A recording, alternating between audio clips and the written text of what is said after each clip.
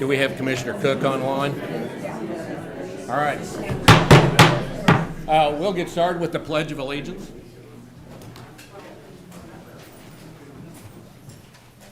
I pledge allegiance to the flag of the United States of America and to the republic for which it stands, one nation, under God, indivisible, with liberty and justice for all.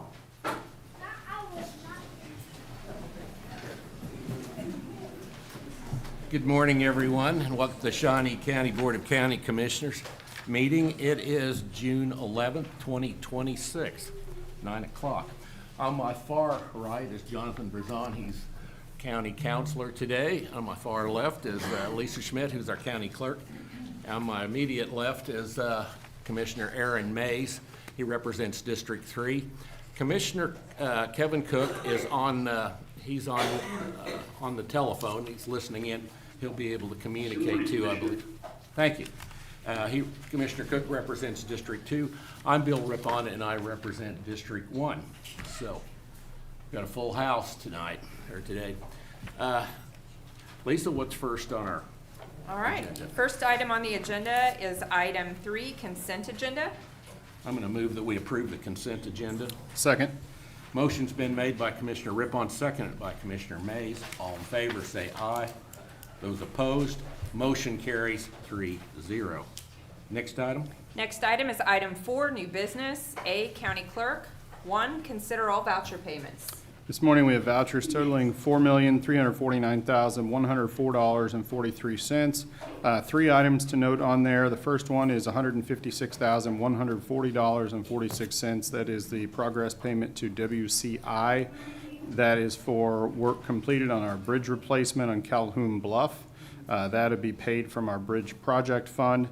And then we've got $82,185.75 payment to Bartlett and West Engineers. That is for the design services on Northwest Rochester Road. That's paid for with infrastructure funds.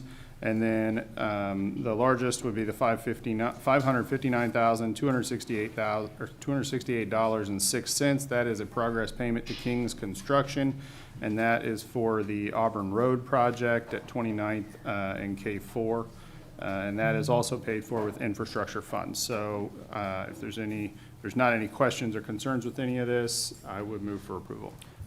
I'll second. Motion's been made by Commissioner Mays, seconded by Commissioner Rippon. All in favor say aye. Those opposed, motion carries 3-0. Next item. 2, consider correction orders. I move that we approve the correction orders. Second. Motion's been made by Commissioner Rippon, seconded by Commissioner Mays. All in favor say aye. Those opposed, motion carries 3-0. Next item. B, land use and development. 1, consider approval of a preliminary final plat for the Crow Hollow subdivision to create 3 lots to be located at 6010 Southwest Douglas Road. The property is zoned RA1 and located in Dover Township. Good morning, Commissioners. Joni Fedani, Director of Land Use and Development. This action item is Crow Hollow subdivision, and just as a reminder, we do not hold public hearings on these matters. That was already done at the Planning Commission and does not need to occur again at the Board of County Commissioners for this plat.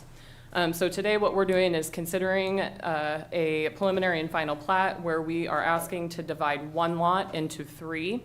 It is located in Dover Township.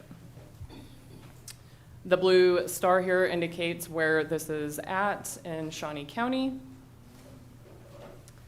So the proposal is to take just shy of 44-acre parcel of land and divide it into 3 lots. Lot 1 will consist of just over 15 acres and includes an existing home. Lot 2 will have 25 acres and at this point is just agricultural or trees and farm and hunting ground. Lot 3 is going to be 3 acres, and the purpose of Lot 3 is actually multi-purpose. It will either stay with Lot 2 or could go to be sold with Lot 1. So the intent of the owner of this one is they didn't want the home, but they do want a chunk of the remainder of the ag land or hunting ground. And so they are asking to divide off the portion with the house so that they can sell that. They would keep Lot 2 so that they can use it in association with area that they own around it.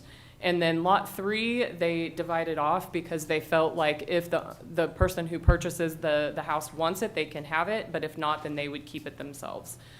We do ask that there be a note on the plat that Lot 3 is not a buildable lot because it has no frontage whatsoever. It's a landlocked parcel.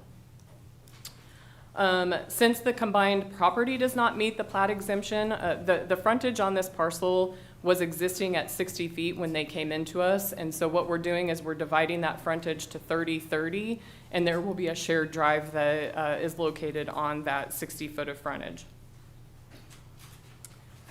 What you see here is a preliminary plat with the division of the land. And then the final plat looks just a tad bit different because some items do not occur on the final plat that we show on the preliminary plat. The Planning Commission did consider this at a public hearing on Monday, May 11. Planning staff recommended approval of the request, and the Planning Commissioners recommended approval by a vote of 7-0. I do have the recommendations listed here above. Ultimately, they just need to coordinate with AT&T to verify some cables. Utility easements need to be clearly identified and shown on the final plat, and then Lot 3 shall be designated as a non-buildable lot. Other than that, I have nothing further unless you have questions, and then I ask that you consider and take action. Any questions? I did have a question, but it looks like you addressed it in that last slide. So Sure. I was going to ask about the Lot 3, but I feel like it's all in here now. I don't think there's any amendments or anything that need to be made, right? No, no amendments need to be made. Okay. Can you put up the plat again, showing that Lot 3? I was a little confused as to why it's even divided out from one of the other two parts. Well, again, the owner of it wasn't certain whether or not it would make it more marketable or less marketable to have that extra land, and so they decided to cut those 3 acres off. They really, I believe, want to keep those 3 acres, but if it makes the property more marketable and someone who buys that house wants it, then they would say, okay, it's fine, you can take those 3 acres. So they divided it out just for the sole purpose of being able to be flexible of it going with Lot 1 or Lot 2, but it will never be owned independently because there will be no access to it. Okay. All right. I'll make a motion that we approve the plat. Second. Motion's been made by Commissioner Mays, seconded by Commissioner Cook. All in favor, say aye. Those opposed, motion carries 3-0. Next item. Okay. Two. Oh, sorry. Oh. I was going to jump in, but I'm not ready yet. You're ready. 2, public hearing and consider approval of Resolution R 2026055, a conditional use permit to establish a public use facility on property zoned RA1 Rural Agriculture District located at Southeast 69th Street in Monmouth Township. Good morning, Commissioners. Shawnee, Director of Land Use and Development. So this is a conditional use permit being brought to us by Monmouth Township. What you may recall from some historical cases that we have, public use facilities for townships, fire districts, et cetera, require that they get a conditional use permit when they are being located in an area zoned RR or RA. In this case, Monmouth Township is building a new facility because they are taking over road maintenance starting as of January 1, and so they now need to have a maintenance shop and an office that they did not previously need. So this is located as indicated by the blue star. The proposed use would be beginning January 1. It will serve as the township operations facility. They are responsible or will be responsible for road repair and maintenance throughout Monmouth Township. So this will be their central hub for equipment, materials, and personnel deployment. I'm not going to go through all of the primary activities, as you probably all well know what it is that a township road maintenance facility will do. They do have hours staffing between 7 a.m. and 4 p.m., and then they may have extended hours depending on projects and emergencies. They'll have some full-time staff dispatched from their daily, and I assume that there will be some staffing that stays there on a day-to-day basis. They will also hold their monthly township board meetings there. We've included the site plan of the property that shows the various buildings and shops and storage areas. And then an example of the building plans. And of course, this will have to come back to the Land Use and Development Department for building plans to be issued or building permits to be issued. The location of the vicinity. We did send out letters to owners within 1,000 feet of the property, as is required by law.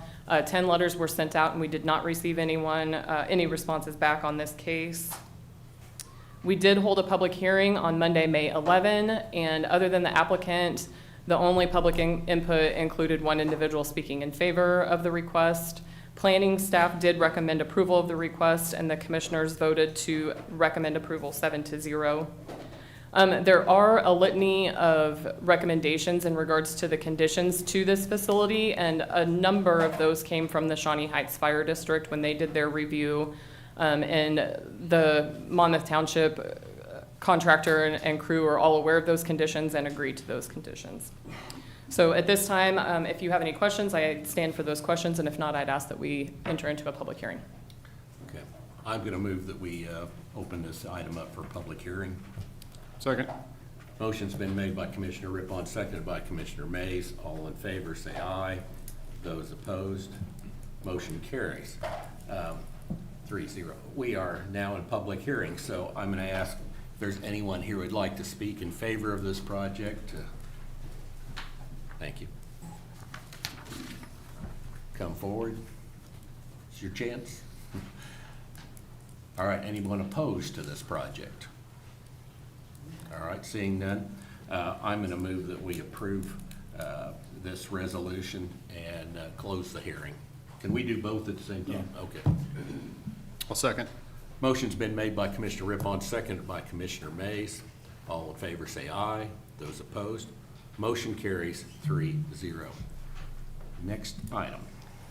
3, public hearing and approval of Home Rule Resolution HR 2026003, text amendments to Shawnee County zoning regulations to zones RA1, RR1, I1, and I2 regarding utility structures, energy storage systems, and data centers. Good morning, Commissioners. Joni Thadani, Director of Land Use and Development. As the clerk read, we are here today in regards to a text amendment to our zoning regulations.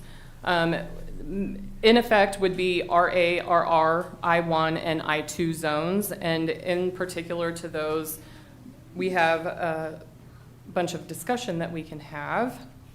So first would be, this is a home rule resolution, which is a little bit different than a normal resolution. As you're aware, a home rule resolution typically requires 2 readings. You'd have the first reading where we all come forward and it's presented, and then you would set another date where we would come back and do it again.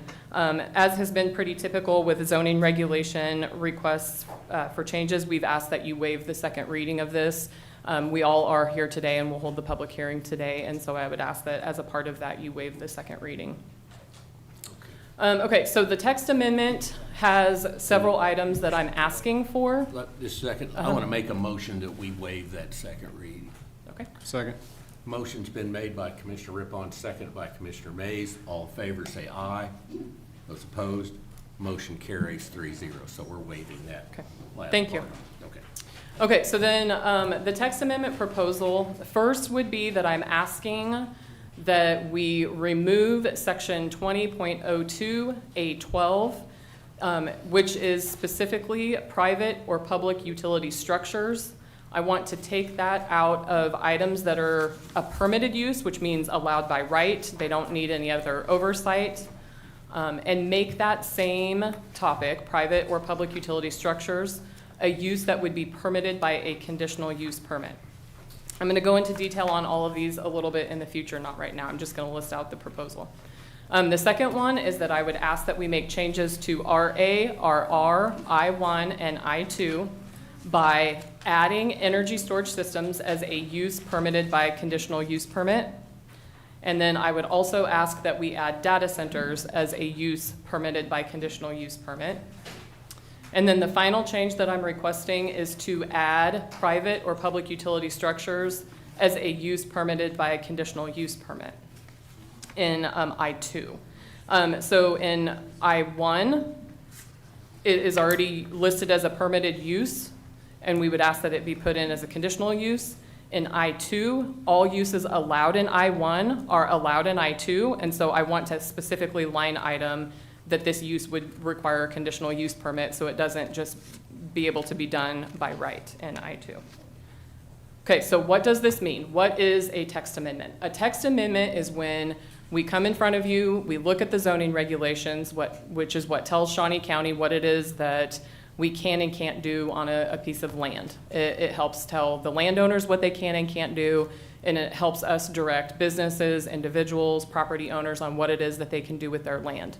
So what we're asking to do is make some modifications to how public and private utility structures are currently allowed to be used, and then adding the specific names of energy storage systems and data centers into the regulations.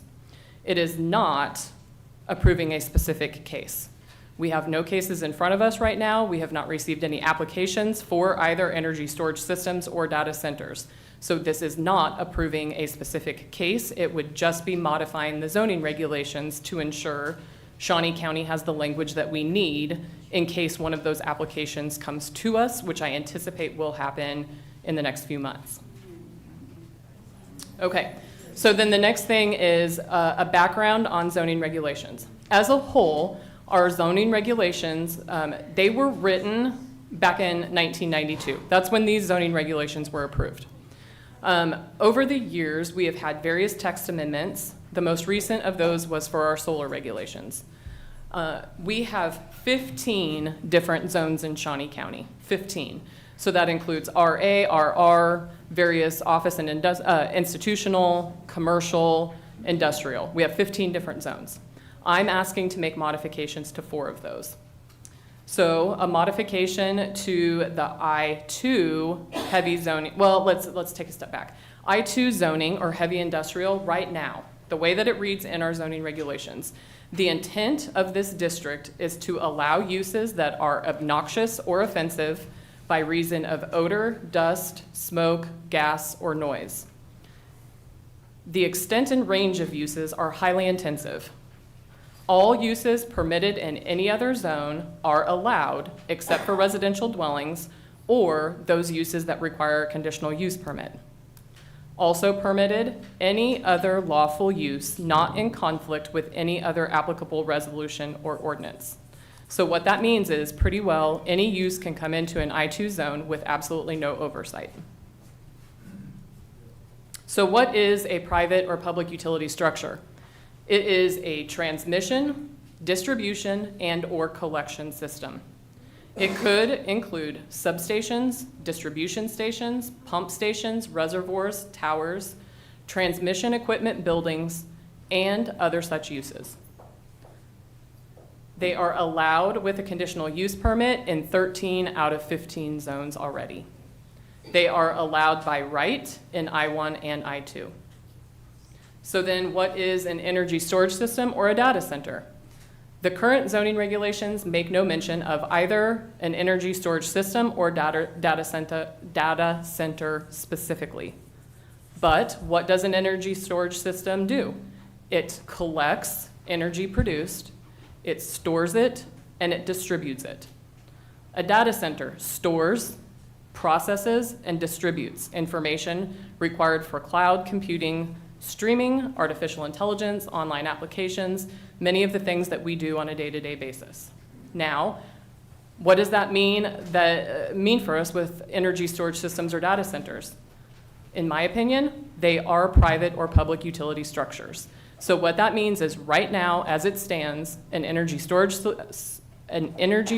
system and a data center are allowed by right in both I-1 and I-2 in Shawnee County with no oversight by the county commission. If these text amendments are not made, the county would have no control over an energy storage system or a data center coming into our industrial areas. If these text amendments are not made, there would be no oversight by the county other than the applicants needing to come into my office and obtain a building permit. I have concerns about that process, and that's why we are here today, because I want to ensure that the county has the ability to consider every one of these and to say no if they so choose. So what does passing these text amendments mean for us? It makes the regulations clear on where exactly energy storage systems and data centers fit in Shawnee County. It limits where energy storage systems or data centers can go. It puts conditions on the approval. It means that we would be able to have public hearings at both the Planning Commission and the Board of County Commissioner meetings, and each of these cases could be decided independently.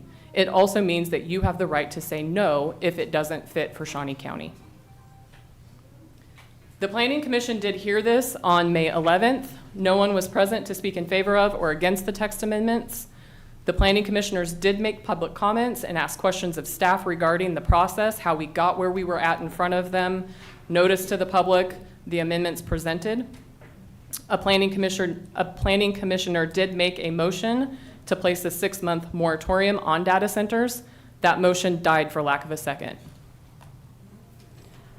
At that point, Commissioner Gearhart made a motion to approve the text amendments as presented by the staff, and Commissioner Linwetter seconded that motion. A roll call was taken, and the motion passed 6-1.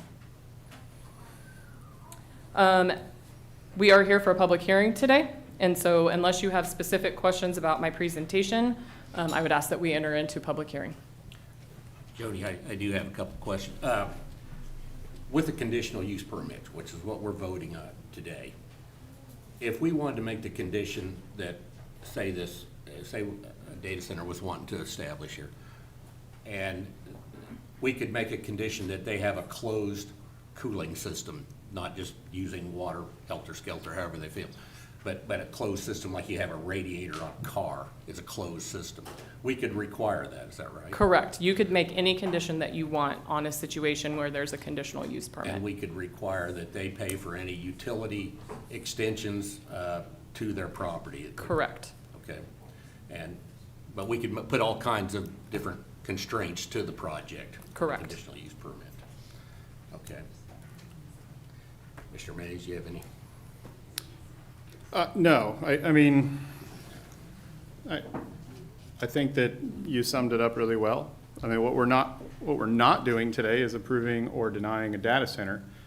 We are changing our regulations so that we can put more restrictions on data centers should one apply and it be considered on a case-by-case basis, rather than, as you said, right now, they can just get a permit and start building without any regard to their water consumption or energy usage.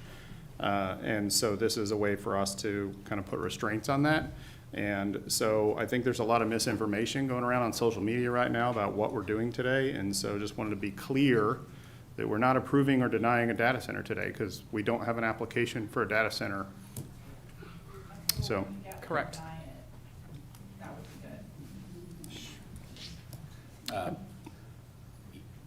You know, there's a lot of misinformation about data centers. There's a lot of misinformation out there.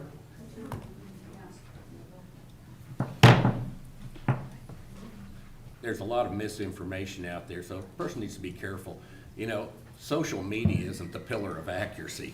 You know, so if you're getting all your information from Facebook, you're probably not hearing all the truth. And you know, some of the early data centers, there was problems. There was some issues, but they are much better than they used to be. And but today, what we're doing is we're trying to be more transparent. We're opening this up to public hearings where people can come and make comments. Before, as Joni pointed out, they could have just came in, got a permit, started construction. So this is a good start, what we're doing today. We're being very open about this. Anyway, all right. Commissioner Rippon, Yes, Commissioner Cook? as stated, we are not approving a data center today, but just the regulations for a future data center if or when one should come to the county. So I do not have any questions regarding the presentation. Okay. All right. We're ready to go to public. Yeah, I'll make a motion that we open the public hearing. I will second. Motion's been made by Commissioner May, seconded by Commissioner Rippon. All in favor say aye.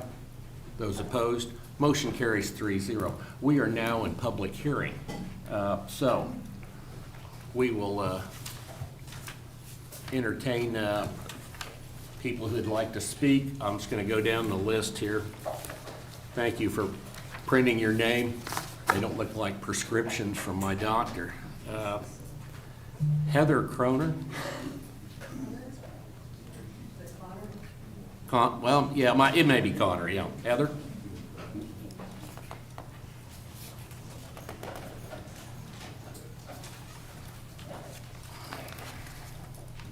Hello, Commissioners. My name is Heather Connor, and I'm here today about the data centers, of course. I don't typically get involved in these types of things, so I consider this pretty serious for me. Kansas is known as the breadbasket of the U.S. and has long roots in being a farming state. Data centers would drastically affect this by drying up rivers and lakes just to keep the servers they house cool. According to the World Resources Institute, water consumption alone from a mid-sized facility is approximately 300,000 gallons in just one day. Larger facilities consume even more, as much as approximately 5 million gallons a day. There is also the matter of energy consumption and strain on the power grid, as that is a concern. According to congress.gov, under data center energy consumption, they use approximately 176 terawatt hours, which is approximately 4.4% of the U.S. annual electrical usage in just one facility. In places where there are active data centers in other states, residents have noticed a spike in their energy bills, and the output of the data centers operating is also rather noisy. A data center could put anywhere from 50 to 90 decibels of sound, and it is a consistent hum. According to the Environmental and Energy Institute, some residents living nearby already established data centers are experiencing sleep disturbances, headaches, and general distress from the constant drone. I would like to address the issue of SB 98, as it allows for 20-year state and local tax exemption for permanent data center developments. This should have been voted on by the people. I also find it convenient that there is a Mythbuster guide alongside it when myths have been proven true in other states and reported through entities like Environmental Energy Institute, the World Resources Institute, and Consumer Reports. My last remarks will be on the impact data centers can have on wildlife. Construction of data centers can disrupt the habitat of wildlife, some of which might be endangered or protected if an ecological survey has not been conducted prior to construction. I strongly believe in a good steward, being a good steward and preserving what we have. That is all I have.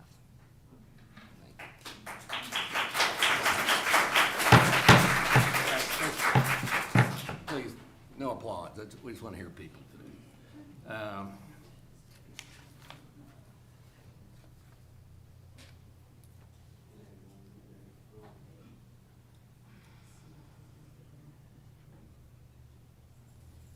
Is that like, is that Snyder? Snyder? Daryl Snyder? Maybe Daryl Snyder? Okay. All right. Oh, when you come up, please state if you're a resident of Shawnee County, too. I am a resident of Shawnee County. Thank you. My name's Darcy Lewitzky Snyder. I'm here about the data centers. You all would have received a email yesterday from Lucinda Evans stating her opposition to data centers, but she could not be here today. Thank you for assuming that none of us know what we're talking about and that we get all of our misinformation from Facebook. That is incorrect, but that's okay. We understand. We know you're not voting for a data center. It almost sounds like your minds are already made up that you want a data center, and which is sad. That's very sad. But we think that you seeing the opposition getting a data center in Shawnee County now, when one's not even on the table, you can imagine what would happen if one is on the table. That's what we want to prevent. We want you guys say no. There's so much research out there that you can look at where the other towns that have had it, Virginia, Colorado, Indiana, that have built data centers regret that they built the data centers. It's something we don't need here. We have the Frito-Lay smell, which is the Frito-Lay smell. We have the dog food smell, which is the dog food smell. We don't need things like data centers. We just don't need them in this town. You're not making any money. They're not putting any jobs out there. They're a waste of land, they're a waste of energy, and they're a waste of resources for Shawnee County. We don't need them. We absolutely don't need them here. And the saddest part is that you guys sit here and we elected you. Some of us did, some of us didn't. Elected you guys to the positions you have, and we thank you for that. We thank you for running. We thank you for being in the position. We thank you for showing up. But at the same time, you have to listen to what we say.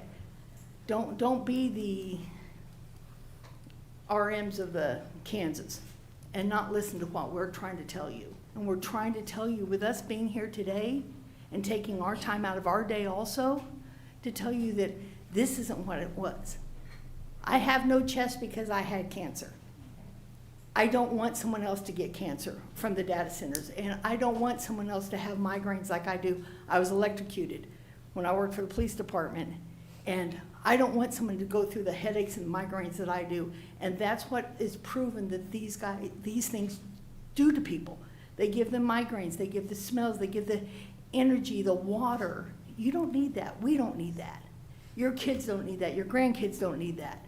No one needs these data centers in their area. If somebody else wants to build a data center, let them build it. We are all using a data center right this minute.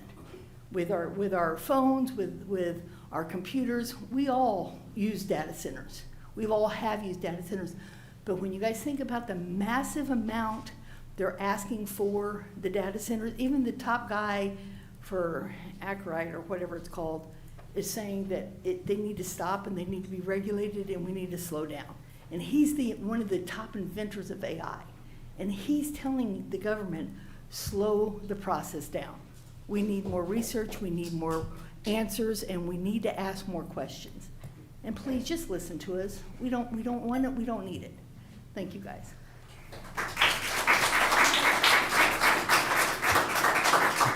Hey, look, we're not gonna do this applause thing. I just wanna hear people out. We've got a lot of people who wanna speak. Let's hold that down. Let's stop it, okay? Xavier?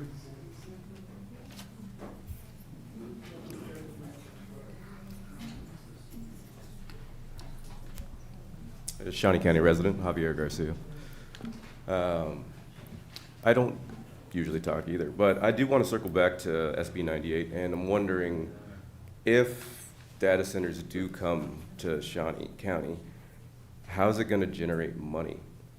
Because SB 98 lays out that a 20-year tax exemption. So aside from the maybe few jobs that happen during the construction, after that, it says that the sales tax exemption is valid for 20 years regardless of investment, as long as they provide 20 jobs.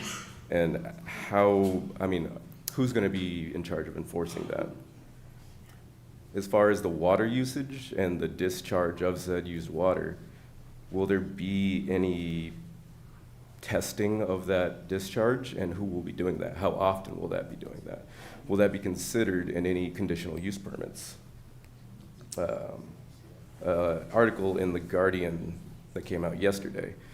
In Seattle, where Microsoft and Amazon are headquarters, who are giants in this AI boom for these data centers, they've created a 1-year moratorium on data centers so that they can create ordinances and laws for their city because there's not enough research on these new technologies. As far as remediation, if any of these proposed limits on water usage, who's going to be in charge of enforcing that? And is there going to be a specific task force, or how often will those regulations be enforced or looked at?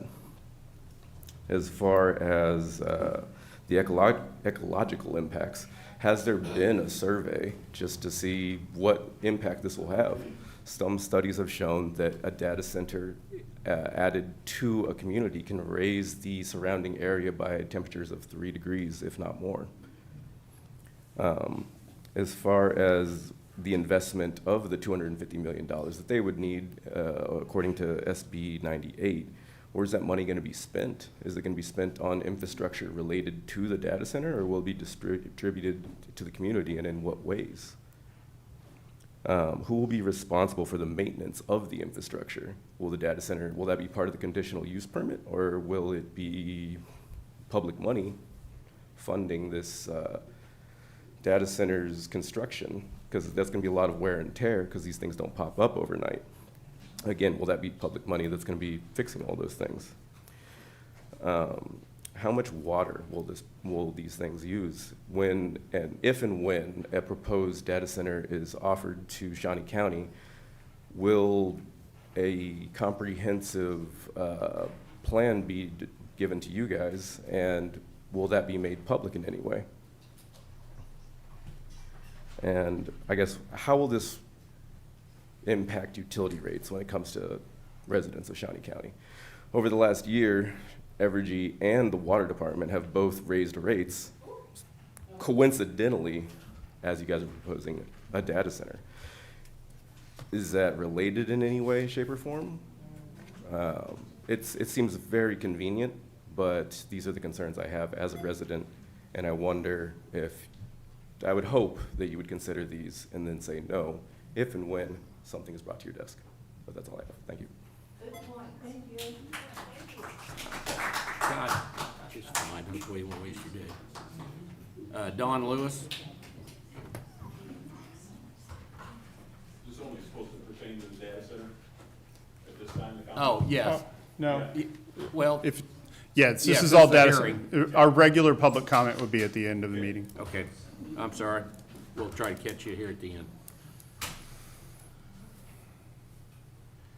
All right, Colleen Campbell?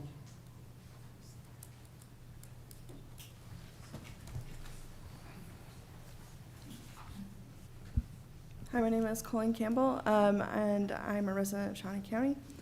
I'm not just representing myself today. Last night we put together a petition, and over 300 people across Shawnee County have participated in that since 5 o'clock last night. The names are here with the addresses, and I have a copy for each of you. If you look at this map, it's all over Shawnee County where these participants are. So it's not just one group of people who are talking about this. I'm an environmental scientist, and I would like to talk about the implications of having a data center in Shawnee County. There are many environmental hazards involving data centers, including negative water quality changes, overconsumption of water and electricity, and hazardous noise. The data center use too much water to facilitate the cooling of the servers. Kansas already has drought-like conditions, and the aquifer is being depleted. Water is already on the mind of Kansans and people of Shawnee County. As this water is depleted, it means that agriculture, which is the literal and economic life of Kansas, will die. Additionally, the water can become contaminated with infrastructure runoff, chemical spills from corrosion inhibitors, and even just the heated water discharge has limited dissolved oxygen, promoting harmful algal blooms that can devastate our local water systems. Hazardous noise can come from the data centers. The noise can be both loud and subsonic, which we cannot hear but still affect our bodies. Noise pollution is a real hazard. It affects people and animals alike, not just with annoying sounds, but also causing health issues like vertigo, nausea, and anxiety in surrounding communities. While a data center may seem like a boost to the economy, it is not. Often those who are building them use outside resources and personnel who disappear once the project is completed, leaving us with the problem and them with the profits. The rise in water and electricity is in an already difficult economy will cripple Shawnee County. Today we have talked about a conditional use permit. Well, I understand that is a method to bring some oversight to the building of the data center, and I do appreciate that. However, that can give some measure of tacit approval if there's not people coming every single time there's a building that's being presented for any company who wants to follow the guidelines. I would call for a total ban on data centers within the county, and that's what this petition called for as well. This is not unprecedented. At least 8 other states have counties that have a total ban on building of data centers. Most importantly, and I think you will appreciate this as elected officials, Kansans and people of Shawnee County seem to be united on something. No one wants it.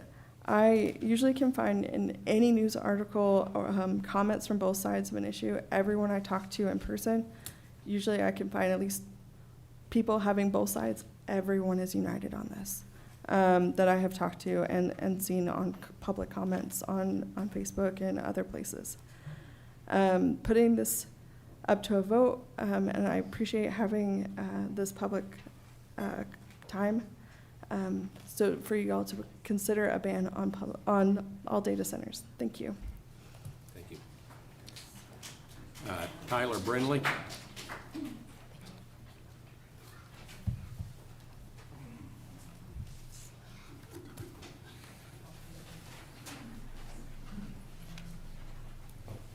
Hello, my name is Tyler Brindley. I am a resident of Shawnee County, District 3, since about July 2022. I think a lot of my points have already been said, so I'm going to keep it a little short. But I am going to touch back on the recently passed bill, Senate Bill. Can you speak up a little? Sorry, yes. Oh, can you all hear me now? Yes. All right. To repeat, my name is Tyler Brindley. I'm a resident of Shawnee County, District 3, since 2022. Most of my points have already been made by others, so I'm going to keep it a little bit short, but I am going to touch on Senate Bill 98 passed in April of last year. With that creating a sales tax exemption over 20 years for data centers, I believe that they really won't create a good economic windfall for the county. That sales tax exemption applies to construction, maintenance, labor costs, so I really feel like there's a lot of tax base being taken out here. In regarding to the conditional use permits themselves, I would like to see some sort of ability for enforcement of them needing to create like economic, electrical, and environmental reports that are available to the public for us to be able to judge, and that so we can give comment back if we want these projects canceled, if we don't think they are living up to what they are saying they are going to be able to do for the county. And that is all. Thank you for your time. Thank you very much. Leslie? That's it.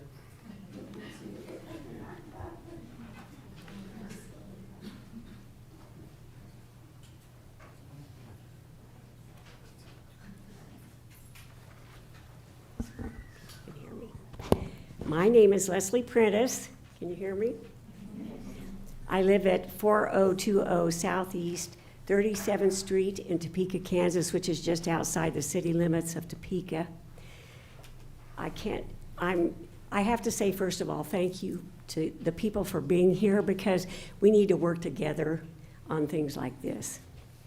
I have some things to say that other people may not say, and one is I thank Rich Eckert for having a media presentation, and I think he did address some issues in that.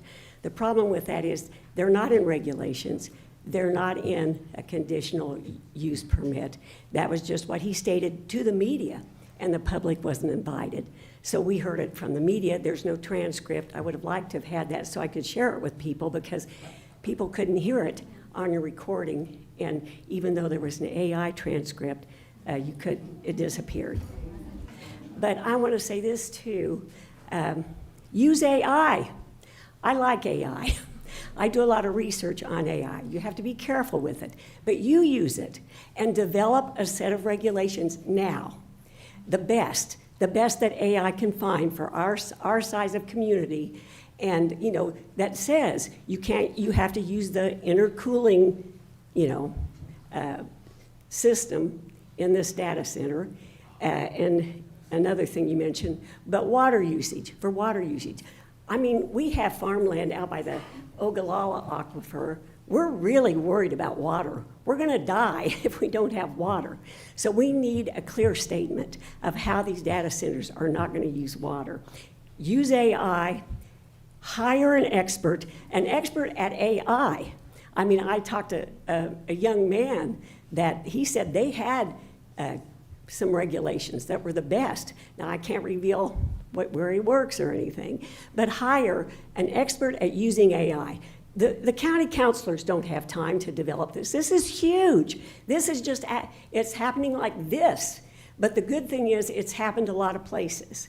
And you can have someone research all those places. What have the impacts been? We hear that they've been bad, but honestly, I've read a lot of things about a lot of different places. And California, there's one city in California, the only place that has banned this so far. But I'd like to see a moratorium. I'd like to see an expert on it. I'd like you to use AI. I'd like you to have the information and then give it to the public. And maybe we won't be looking at misinformation. Maybe you won't be scared about that. So that's what I say. Good luck. Thank you for what you've done. And get the information to us. Maybe we'll go along. Maybe we'll work together. We didn't work together on solar, and here we are standing together on this. So thank you for coming. Thank you. Mark Massey.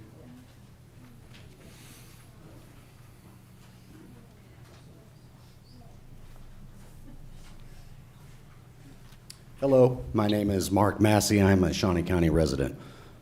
Just for the record, I have been an IT professional for 12 years, so if you need any enlightenment on the research and data that's being already found day after day, I can help you find that. Good morning, Chairperson, Commissioners, and members of the community.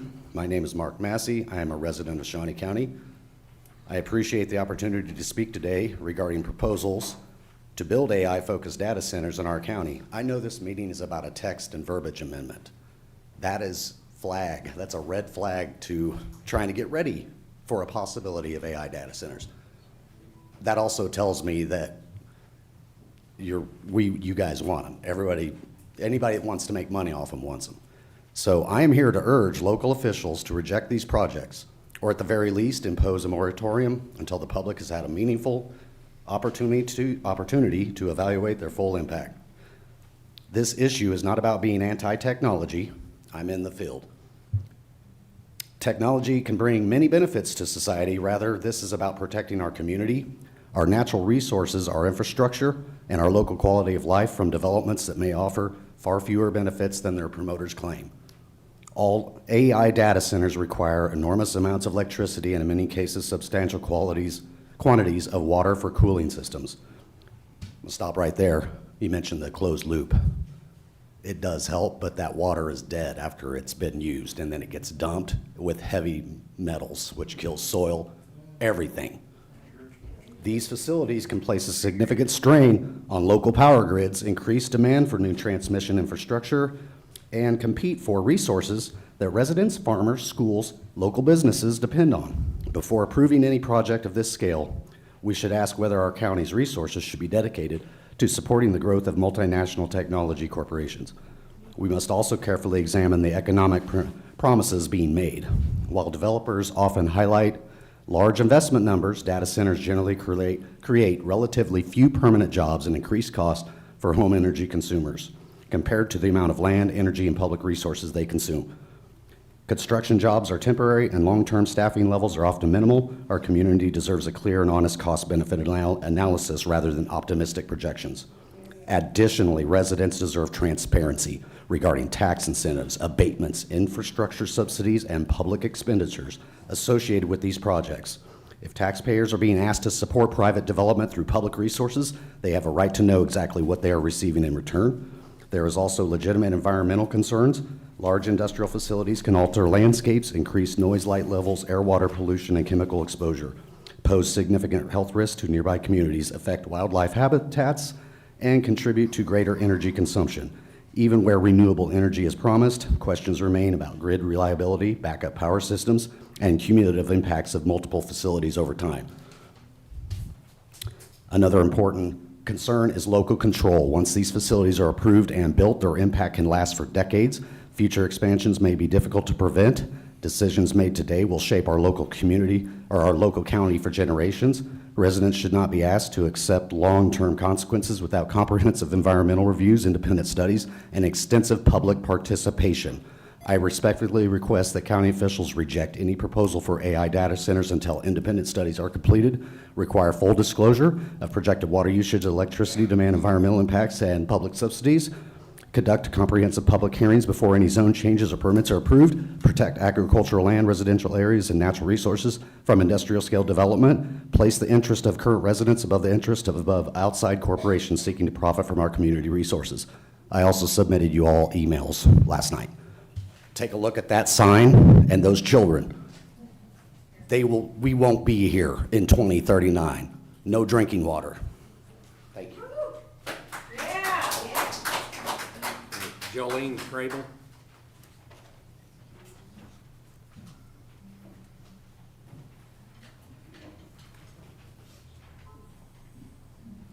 Good morning. I'm Jolene Grable. I live in the Collins Park neighborhood of Topeka, which is in Shawnee County. I appreciate the opportunity to speak today, and I want to be the first person to admit that I don't know everything about a data center or the data center industry in general. But I do have to wonder why the push all of a sudden, not by you all, but by the industry, to expand at such a rapid pace. I've been trying just to identify the number of data centers existing in Kansas, the number proposed, and really it's hard to get hard numbers on all of that. I do know there have been multiple communities who have considered this.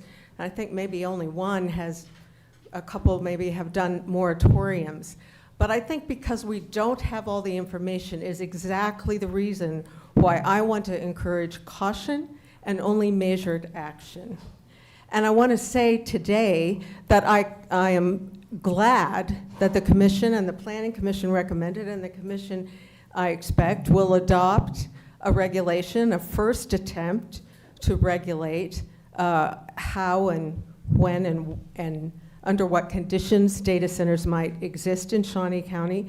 But I hope it is not the only step you take to look at the possibility of regulating that industry. You know, one of the questions I have, in addition to why the push in Kansas, which makes me feel like maybe there are people in more urban areas that think, oh, that's just farmland. We can do whatever we want out there, and we aren't going to affect, in fact, that's kind of a slip, isn't it?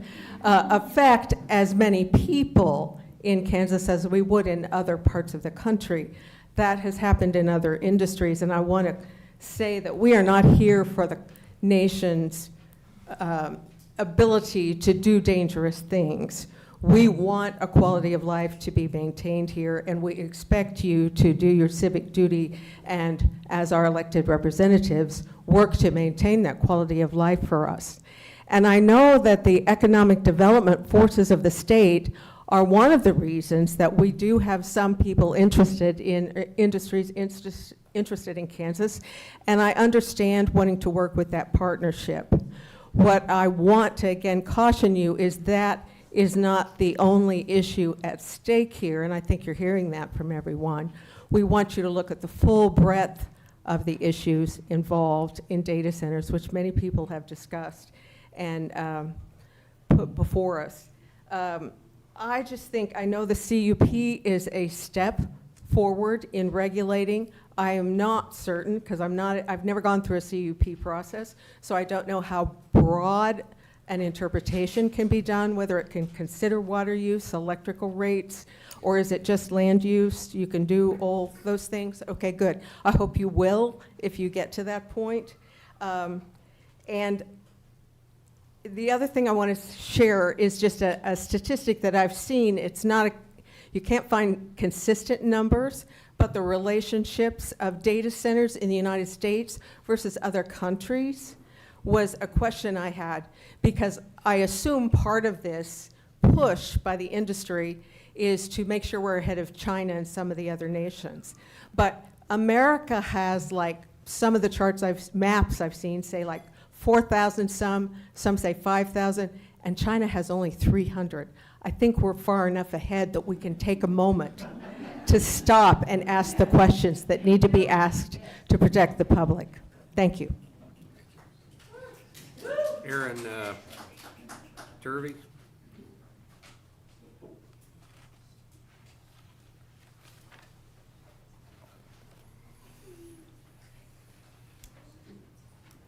Good morning. My name is Erin Turvey. I am a resident of Shawnee County. Thank you, Chair and Commissioners, for so this might be rambling, it might be confusing. Generally, I just feel that if there's, so the energy storage systems, the data centers, yes, I want them to have regulations. I want to have language set up. I don't think that it should be lumped in the same with utility structures that serve our community's water, electric needs, just on a day-to-day basis. I feel that there's so much information out there about how detrimental the data centers have been to communities where they are. I think it's happening so fast and everything's so new. And now that there is a culture of people questioning even data that's been presented because they ask, well, who put the data together? What was their purpose? What was their end goal? Can we even trust it? And so even as you're sharing information about detrimental impact or positive impact, it becomes undermined by all of these conversations. I just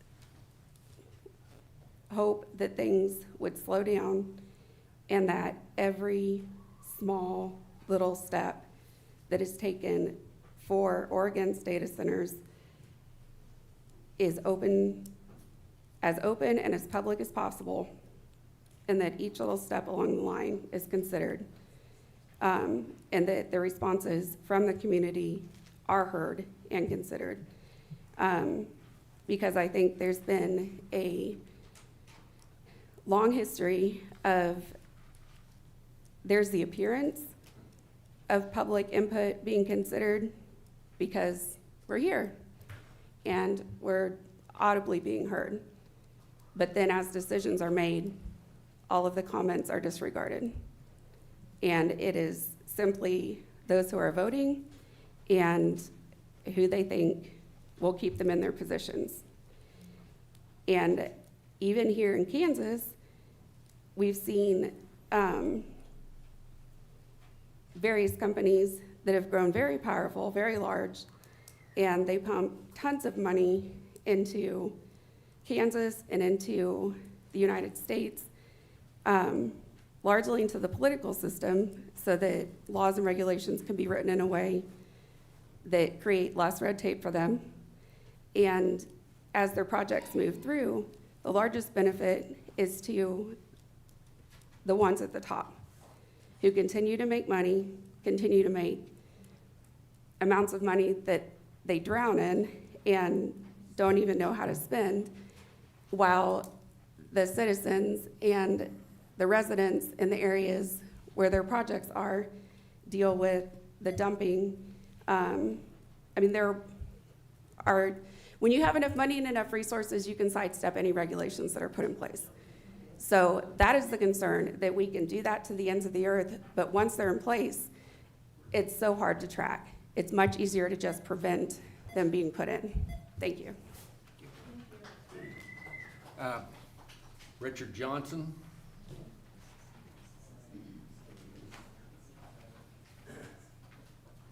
You have once again won the penmanship award for printing. Thank you. I appreciate it. Hey, I'm on a roll. Thank you very much. My name is Richard Johnson. I live at 3536 Huxman Road, Silver Lake, Kansas.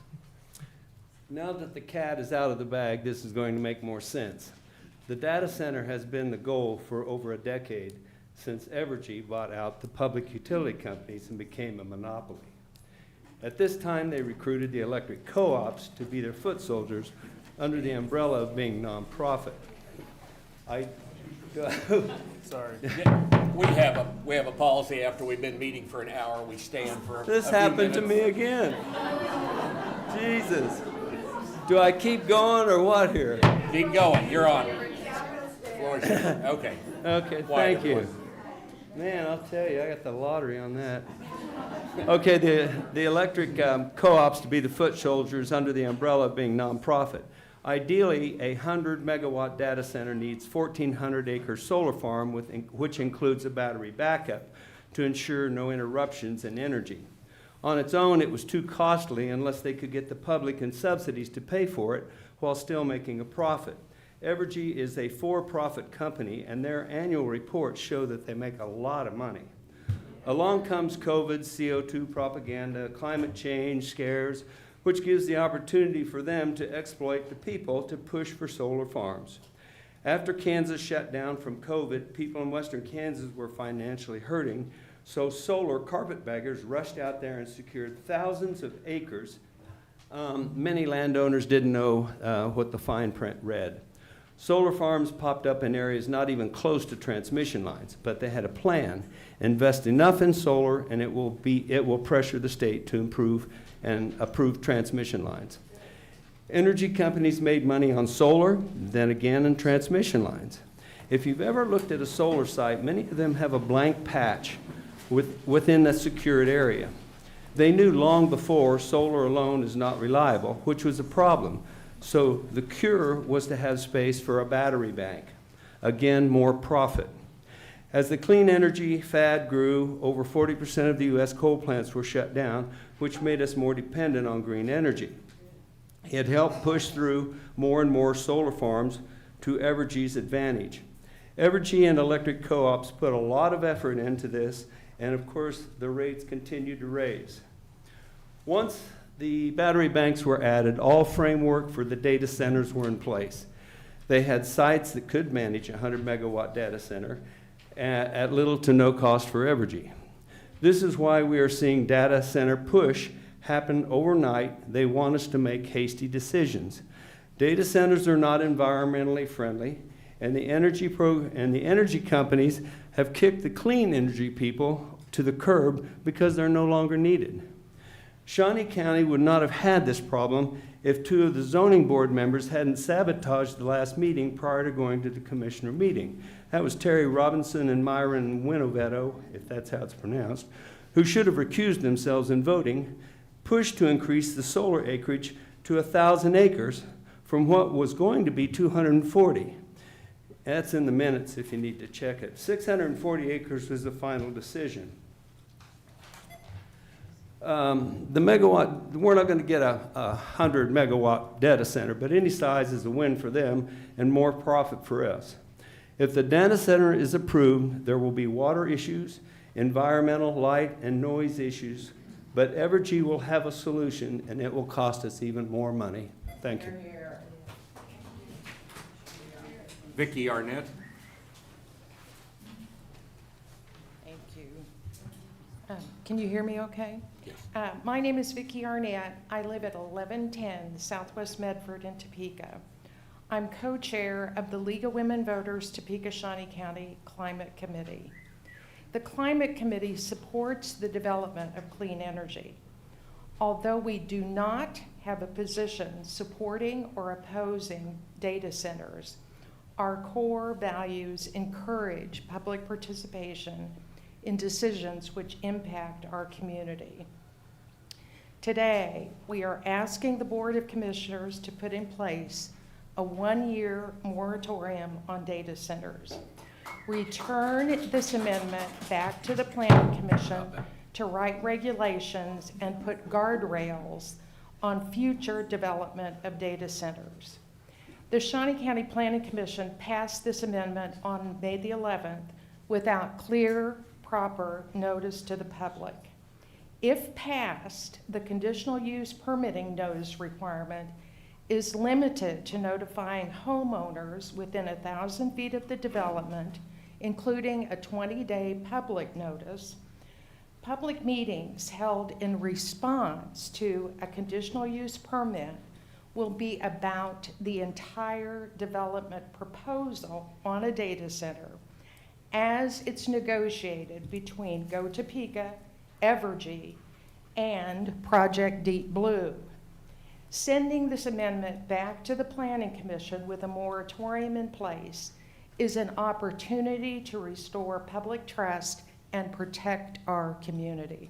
Thank you.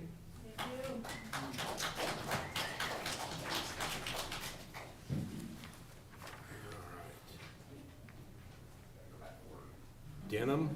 Thank you.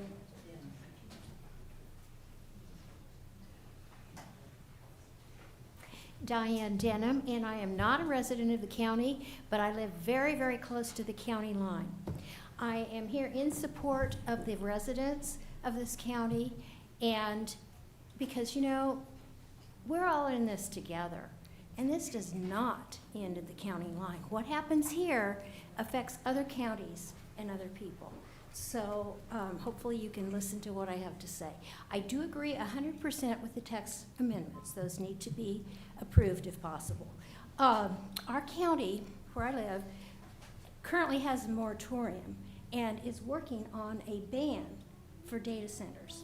So we're asking you to please establish at least a one-year moratorium to allow time to research and create regulations for or ban of hyperscale AI data centers and battery energy storage systems, as there are many health hazards and safety issues in addition to skyrocketing electric rates and the excessive water use.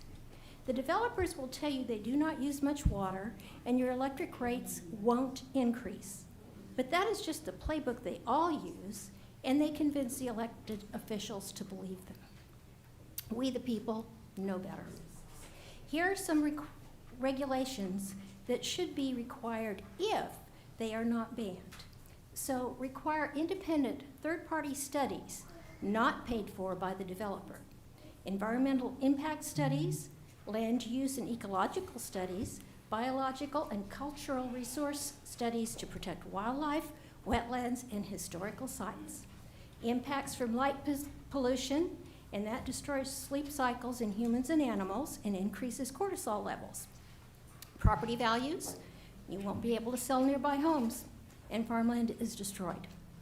The aquifer study, Kansas is already in a drought watch, require them to use only water collected from rainwater, not wells, aquifers, lakes, or local water supplies, and ban used contaminated water called blowdown. Impacts of the water could be low water pressure and poor quality drinking water, possible water rationing, it can destroy wells, aquifers, and lakes. There might not be enough water left over for firefighters, and the wastewater is contaminated with PFAS. You'll need to have weekly tests and reporting of the PM 2.5 emissions from generators. The impacts of that, it contaminates soil, creates lung problems, heart attacks, cardiovascular disease, and increased dementia. Children and elderly are especially vulnerable. Constant monitoring and reporting levels of total noise or infrasound, and establish limits and require weekly testing and reporting. And here's some impacts that you may not know about of infrasound. It has been used as a military torture tactic, in addition to migraines and vertigo and animals that cannot reproduce, and dairy production is reduced in cattle. It's been advised in several places that setbacks of a minimum of 5 to 10 miles from residents for health and safety, and then require a huge decommissioning plan. And there's many reasons why at least a one-year moratorium is needed, and even a ban. When everyone discovers how destructive these things are to our rights and to our rights to peacefully enjoy our property and way of life. And thank you for listening. Megan Ryan.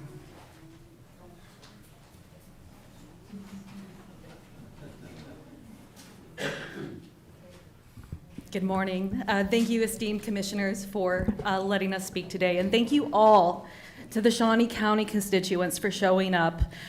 We represent the heartland here in Kansas, and I know that our decisions here are all good faith that we are trying to do what's best for our communities. We understand that you're trying to bring some money in here, but we simply want to keep our drinking water potable, right? And so we understand that we're not talking about allowing a data center at this moment.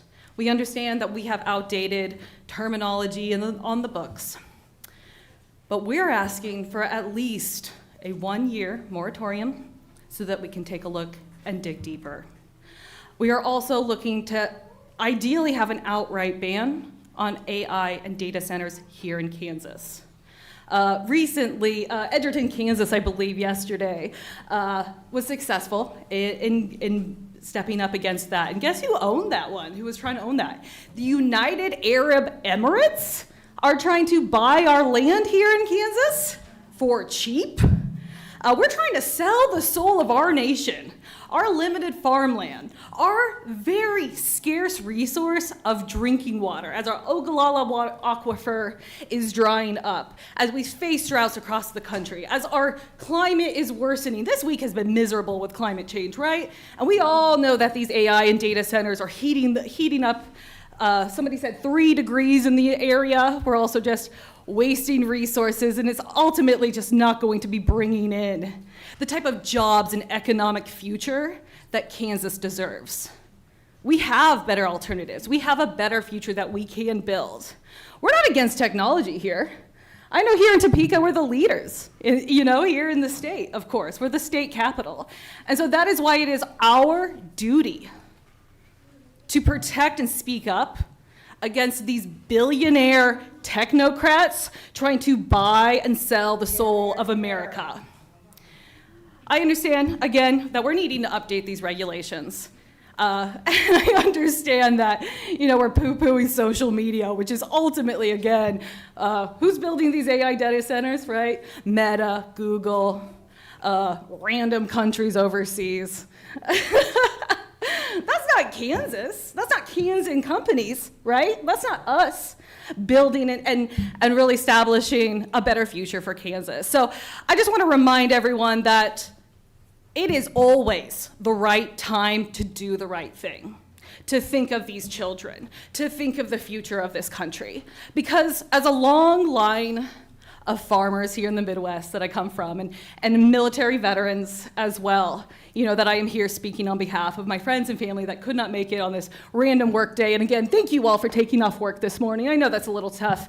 Things are tough. Economics are tough. Things are going to get worse in the coming months. We have an oil crisis.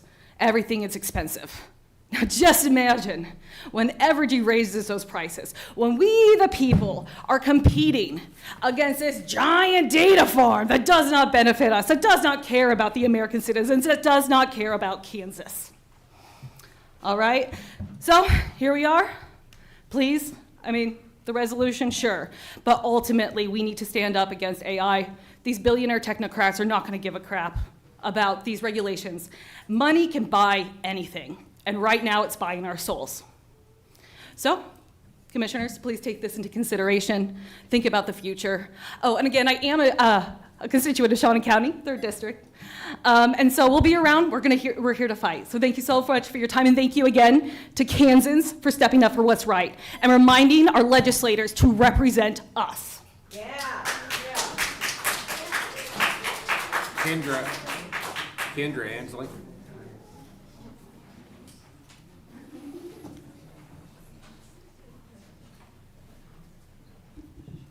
I'm a bit taller than Megan, sorry. All right, so I want to thank you all for your time today. My name is Kendra Ansley. I have been a resident of Topeka and Shawnee County for the last 19 years. My husband and I both live and work here. We have 2 beautiful children, and we pay state and local taxes. So we've chosen to raise our family here in Topeka because not only do we love this community, but we appreciate its affordability. I'm deeply invested in our community. Not only do I choose to live here, but I also volunteer at our local schools. I volunteer for Junior Achievement. I volunteer for Meals on Wheels. I really care about my fellow community members. And I believe that's why each of you have chosen to serve on our county commission as well. I understand that today's measure was taken, and on its face, it was done to create more oversight. And without a law degree and the time to understand the true impact of this measure, I can only hope that that is the case, and I appreciate your effort.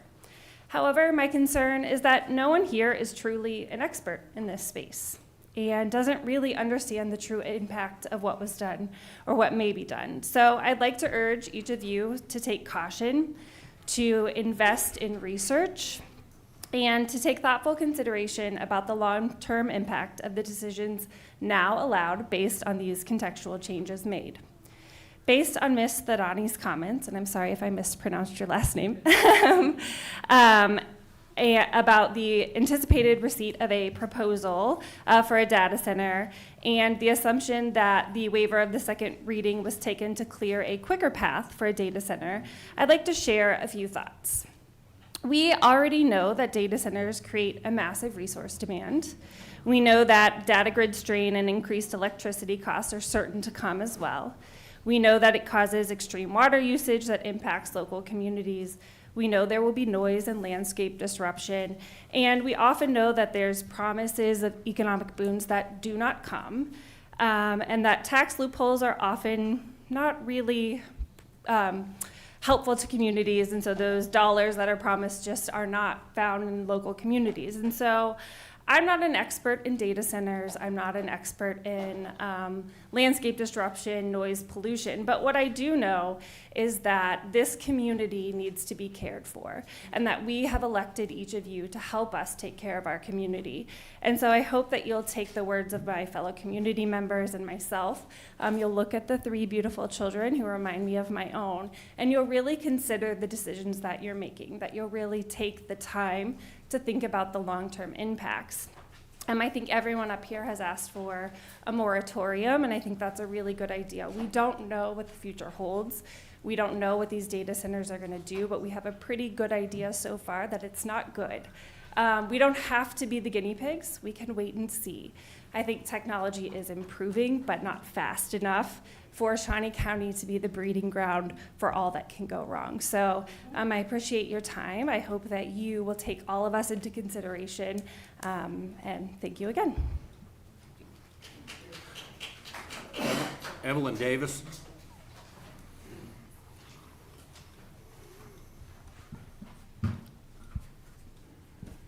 Hi. Good morning, Commissioners. My name is Evelyn Davis, and I live in the Wakarusa area and have for most of my life, which is a part of Shawnee County. I'm not going to take your time today reiterating all the kinds of things that other folks have already said. I think most of you've gotten the message. We don't want the data center. We appreciate, or I do, appreciate what the Planning Commission is working on, but I think you today can take the initiative and say, we need to step back, take our time, send this project to the Planning Commission to do the data research with actual knowledgeable people to find out what all the issues are.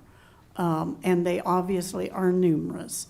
So thank you for listening to us, having this format. With the conditional use permit, however, that's limited. The knowledge of that project that comes up and goes before the Planning Commission only goes to a very small group of people who live within, I think it's 1,000 feet of the proposed project. That doesn't give the rest of the county, which will be impacted, a chance to know about that unless you're closely monitoring the Planning Commission. So thank you for your time today, and please give this due consideration. Thank you. Rachel Allen.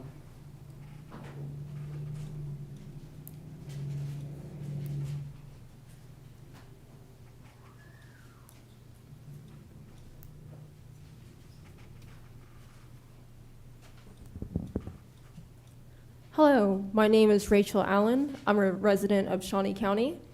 I'm probably going to repeat what others have said, but sometimes things need to be heard multiple times. Regulations will not solve the important issues that data centers cause. Let's say data centers are asked to use renewable energy to power the center. By one estimate, a 100 megawatt data center would require about 1,446 acres of solar panels if it were powered by solar power alone. Getting enough land to install the solar panels necessary to power even a small data centers would be difficult without robbing wildlife of land, which would cause a new set of issues. Let's say data centers have to have a closed water cooling system to save on water. Closed water cooling systems require more electricity to run the heavy-duty industrial fans and chillers, taking even more power from surrounding residential areas and businesses compared to open loop or traditional cooling systems. Let's say data centers have to have noise kept at a certain level. That'd be difficult with the running in heavy-duty industrial fans that have a closed-loop cooling system. Let's say data centers have to employ local companies to build the centers. Okay, but once it's built, the centers are basically unmanned. That doesn't create jobs. There still would not be good solutions to the noise pollution, decreased property values, a barrage of unforeseen issues, nor health issues that the data centers will cause to those constantly exposed to the noise. I'm not asking for regulations right now. I'm asking for a complete ban for the time being until data centers can prove that it can address the issues they can cause. I'm also one of the people who have chronic migraines, and I know a lot of people also suffer from migraines. I have medication that I'm on, and I do the Botox injections, and I still have to have other medications as well to help manage my migraines. I work at Stormont, so I cannot be calling out at work because I have a migraine because of these data centers. And remember, you work for us the people. So don't let self-serving issues or self-serving ideas affect us all. Thank you.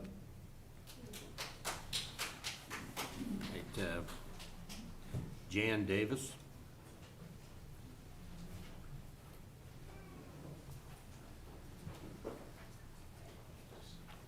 Thank you for letting me speak today. My name's Jan Davis. I live at 11756 South Topeka Boulevard, 7/10 of a mile outside Shawnee County. But when I'm at the end of my driveway, the lights from Walmart Distribution Center block my view of the north sky. A lot of light pollution. That's 5 miles away. And I'll probably touch on some of Rich Eckert's points that he made for Evergy the other day in his press conference, where he said, well, the lights on the data center will be pointed down. Well, the lights on Walmart are pointed down, but it is a glow from 5 miles away, and also would be with the data center. But mainly I want to talk about something some people have just kind of hit on, which is infrasound. I first became aware of what infrasound was and what it does to people in 2020 when I was researching wind turbines, where you could put a bowl of water on a kitchen table and look out the window and see a wind turbine 2 miles away, but you could see a ripple in the water every time that turbine made a rotation. That's infrasound, below 20 hertz. A dog whistle is a real high frequency that we can't hear. Infrasound is below 20 hertz, low frequency. And that's the issue nobody talks about. You can't hear it. Regular decibel meters do not measure it. So infrasound, low frequency sound waves below the 20 hertz human hearing threshold has emerged as a major point of contention near data centers. And I will say that there's over 50 lawsuits across the United States, and almost all of them are pressing infrasound and the medical conditions that come along with it. There's actually a medical condition called wind turbine syndrome from the infrasound from those. Generated by cooling systems, ventilation fans, and power turbines, these inaudible vibrations travel long distances and easily penetrate walls, causing physical discomfort, sleep disruption, migraine headaches, and anxiety for nearby residents, and those vibrations travel 5 to 6 miles. That's coming into my yard. I'm not even in your county.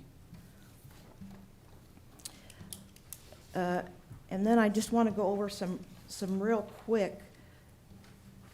I look at things that have happened and what other cities have had to contend with. I know there's a number of counties in the area that are currently writing regulations for data centers that have a moratorium and a ban for data centers because they don't belong in industrial. They're not the same as a regular industry. The building is there, but the noise and the resources and the infrasound do not belong. Dowagiac, Michigan residents are suing over a 1-year-old data center over all the noise and health complaints. They said it sounds like a vacuum cleaner 24/7. Madison, Indiana is closing this month. Big Oaks National Refuge to be bulldozed for a data center. Nashville Zoo. Lake Mead is at 30% capacity where it can't produce electricity. Hoover Dam. So it just, Jones County, Iowa had to drop a road agreement with a data center to remove the county's tax burden as the increase in air temperature and humidity from the data center is prematurely icing the roads and creating problems around the data center. So there's so much. The information is too fast, coming out too fast. Please stop and look at it. Thank you. All right, Travis Heslip.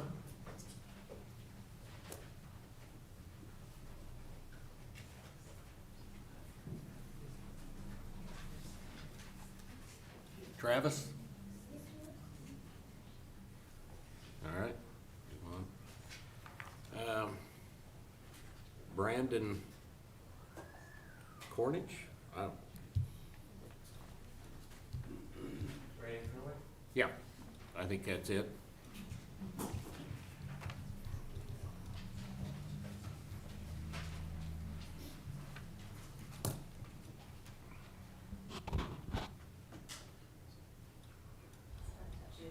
Oh, sorry.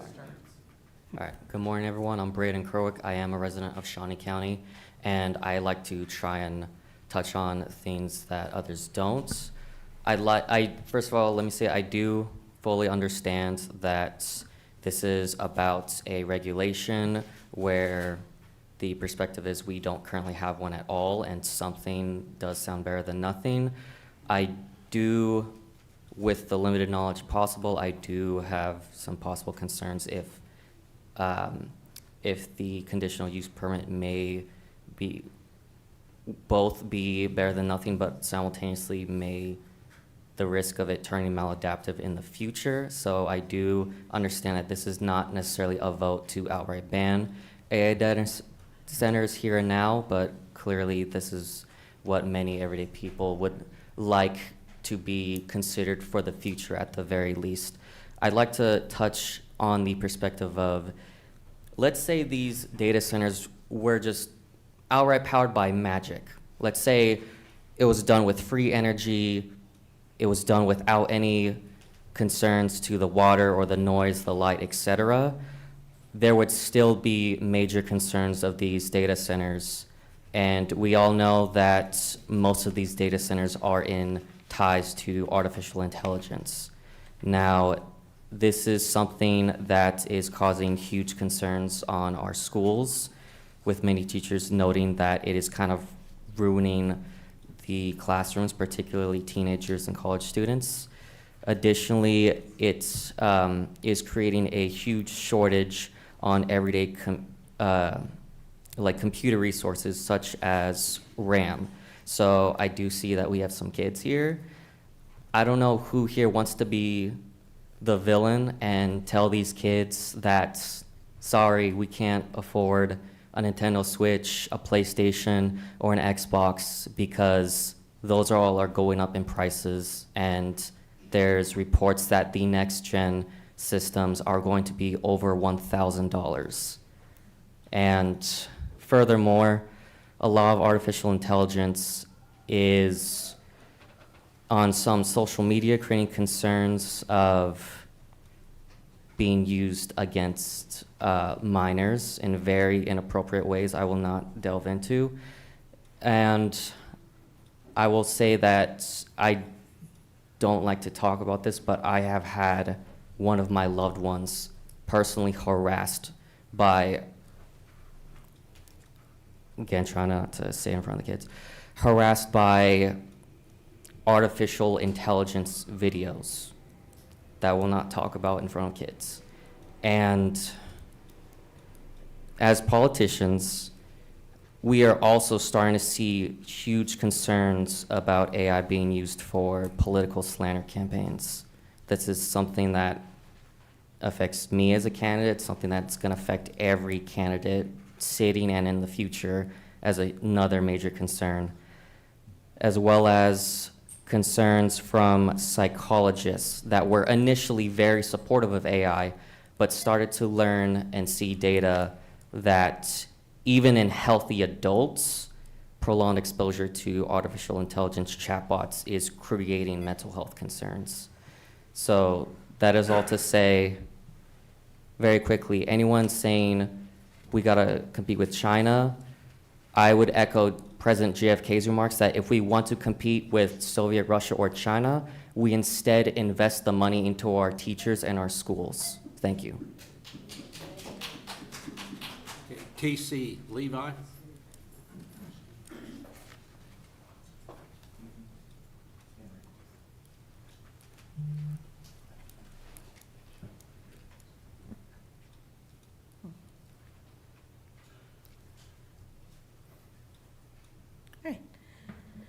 Hi, I am a resident of Shawnee County, Kansas, and I'm not any kind of expert on AI or data centers, but I did go to college for a computer science degree that did specialize in AI and cybersecurity. So I can assure you that when I move to speak on matters pertaining to it, it is not informed by my engagement or lack thereof with social media.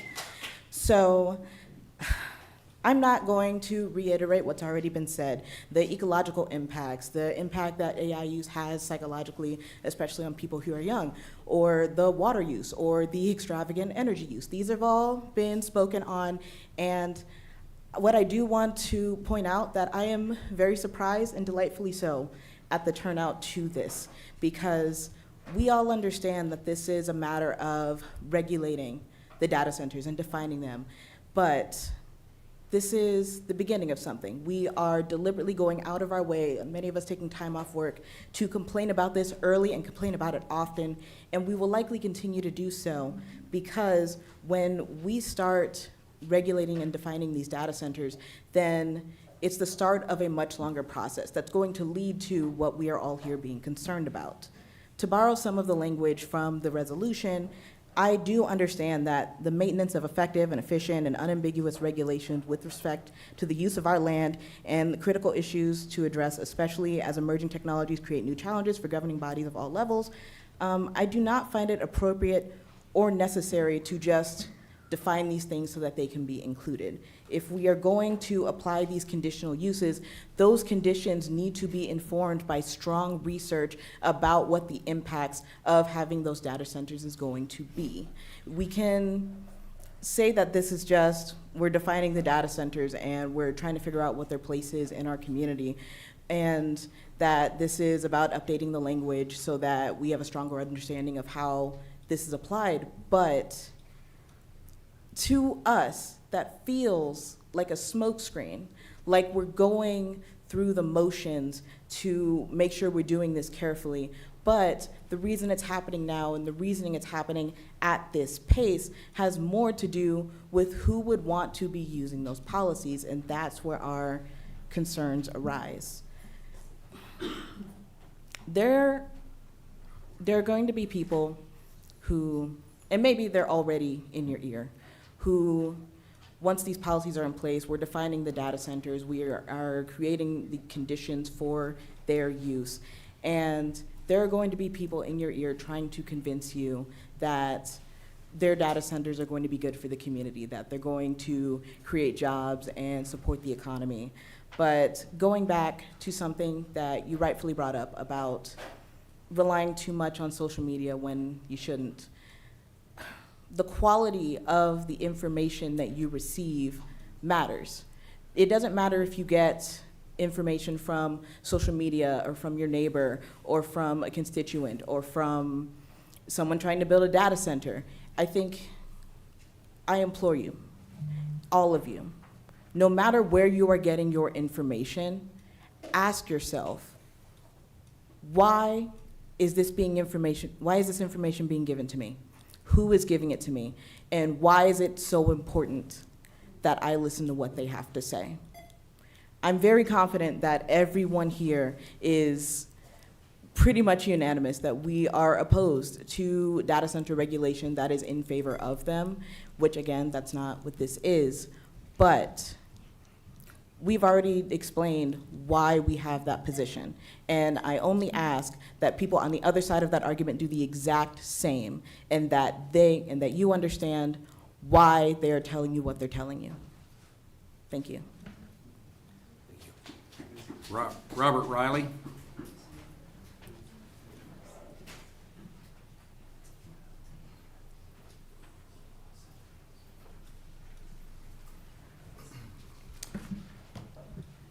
My name is Robert Riley. I'm a Shawnee County resident. Once again, I'm happy at least that the CUP process is at bare minimum being considered here. But like many others, I really think we need a moratorium here to allow the county to come up with the proper constraint limits and requirements that you spoke of at the beginning. If we already have these ideas about, well, they can use closed loop or they can do this, why not codify that? And a lot of people have asked for a year, and frankly, I don't know if that's enough time. I mean, I think we should consider a 2 or 3 year moratorium here. We were at a point that with solar and wind, we thought, these things are much better known and they have less impact. And we thought it was important to take 2 to 3 years on those issues. And so this one being a lot more unknowns, a lot heavier and graver concerns, I think deserves that. And these issues need addressed beforehand, not after the fact. These are grave concerns. These aren't minor things. And it puts a huge responsibility on the Land Use and Development Department and the Planning Commission, which are all very busy, but to have them continually, with each one, not have a set of guidelines and regulations to go on is, I think, an undue burden for them. Some people have mentioned it, but I really want to point out the diverse group of individuals out here today.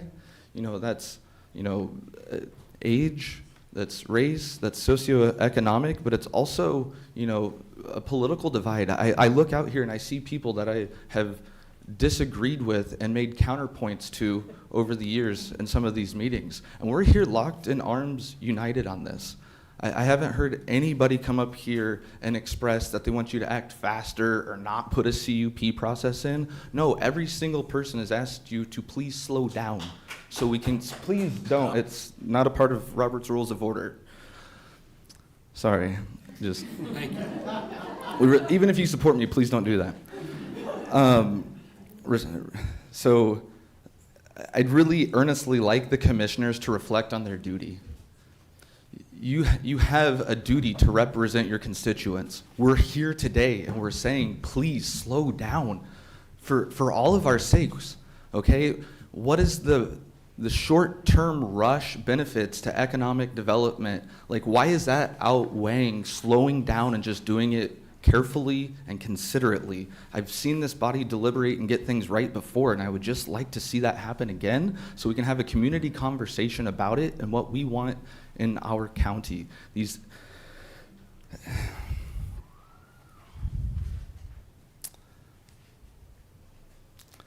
I just really think we deserve an opportunity to consider the limits.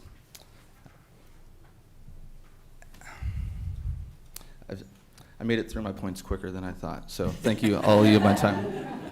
Thank you. Justine Grove?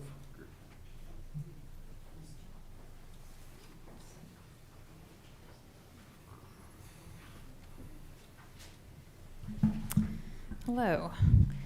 My name is Justine Grieve. I'm a Shawnee County resident. I'll keep it short. The CUP process is a good step. We absolutely need to get something on the books. I think we all agree on that. However, the conditional use permit process alone does not do enough to slow down the construction of a data center, and it's also just not the most efficient place to start. Rather than devoting staff time to reviewing individual proposals, it will be more efficient to take the time to consider the issue broadly, create regulations, and come up with specific restrictions that can apply to anything a company wants to propose.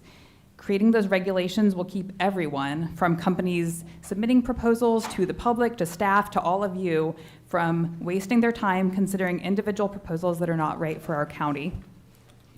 A moratorium on data centers would help slow things down and give us time to get this issue right. It's what we did with the issue of solar development, and there's no reason that data centers should not warrant at least as much caution, research, and scrutiny. Requiring a conditional use permit, like I said, is a good step, but it's the least you can do. Please consider a moratorium so our community has more time to think this through and create regulations that can apply to a wide array of proposals. Thank you. Thank you. Amy Gillette?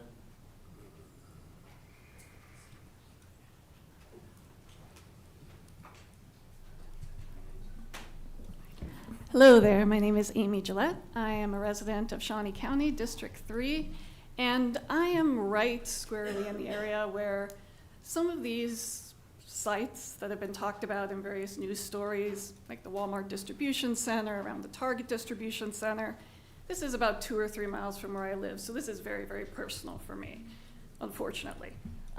I can see, sometimes the sun coming up over the Frito-Lay factory. That's where I'm at. And I've lived all over the country. I've lived in New York, LA, and I love being here in Topeka because of this, that people are coming out, that they're speaking their mind, and that for this one thing, everyone seems to be united. So there's something really to take from that. So I'm going to echo what a lot of other people have said and ask for some sort of moratorium, whether it's a year, whether it's 2 or 3 years. That happened for solar power.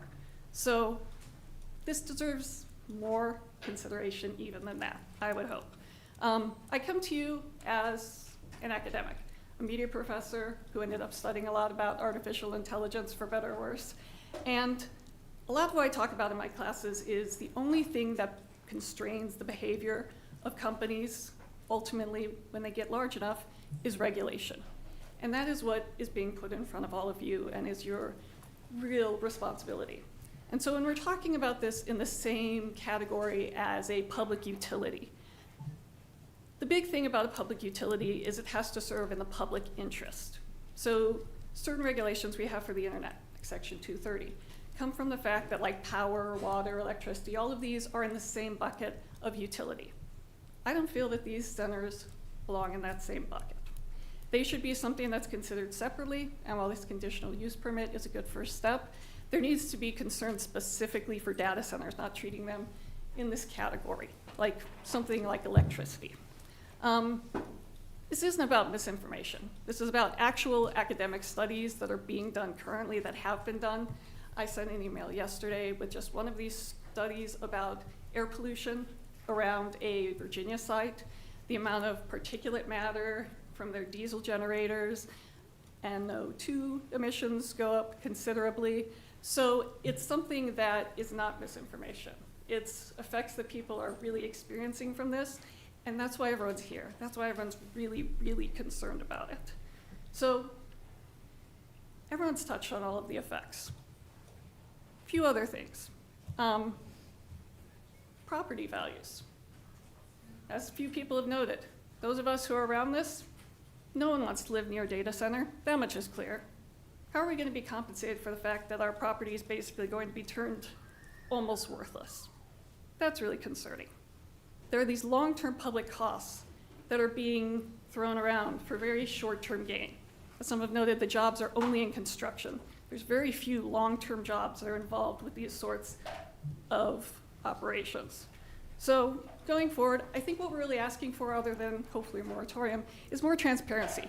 In scouring all the news articles, I did find things about various sites that are being planned, and various people saying, yes, there are sites being planned. No, there are sites not being planned. So transparency is a lot of what we want. Only informing residents 1,000 feet from the site in a condition like this is insufficient. The effects go far further than that, and so this needs to be something that is brought to a much larger audience and that is truly studied in the way that it needs to be before any sort of regulations are put into place. Thank you very much. Thank you for listening to us. Shayla Saunders.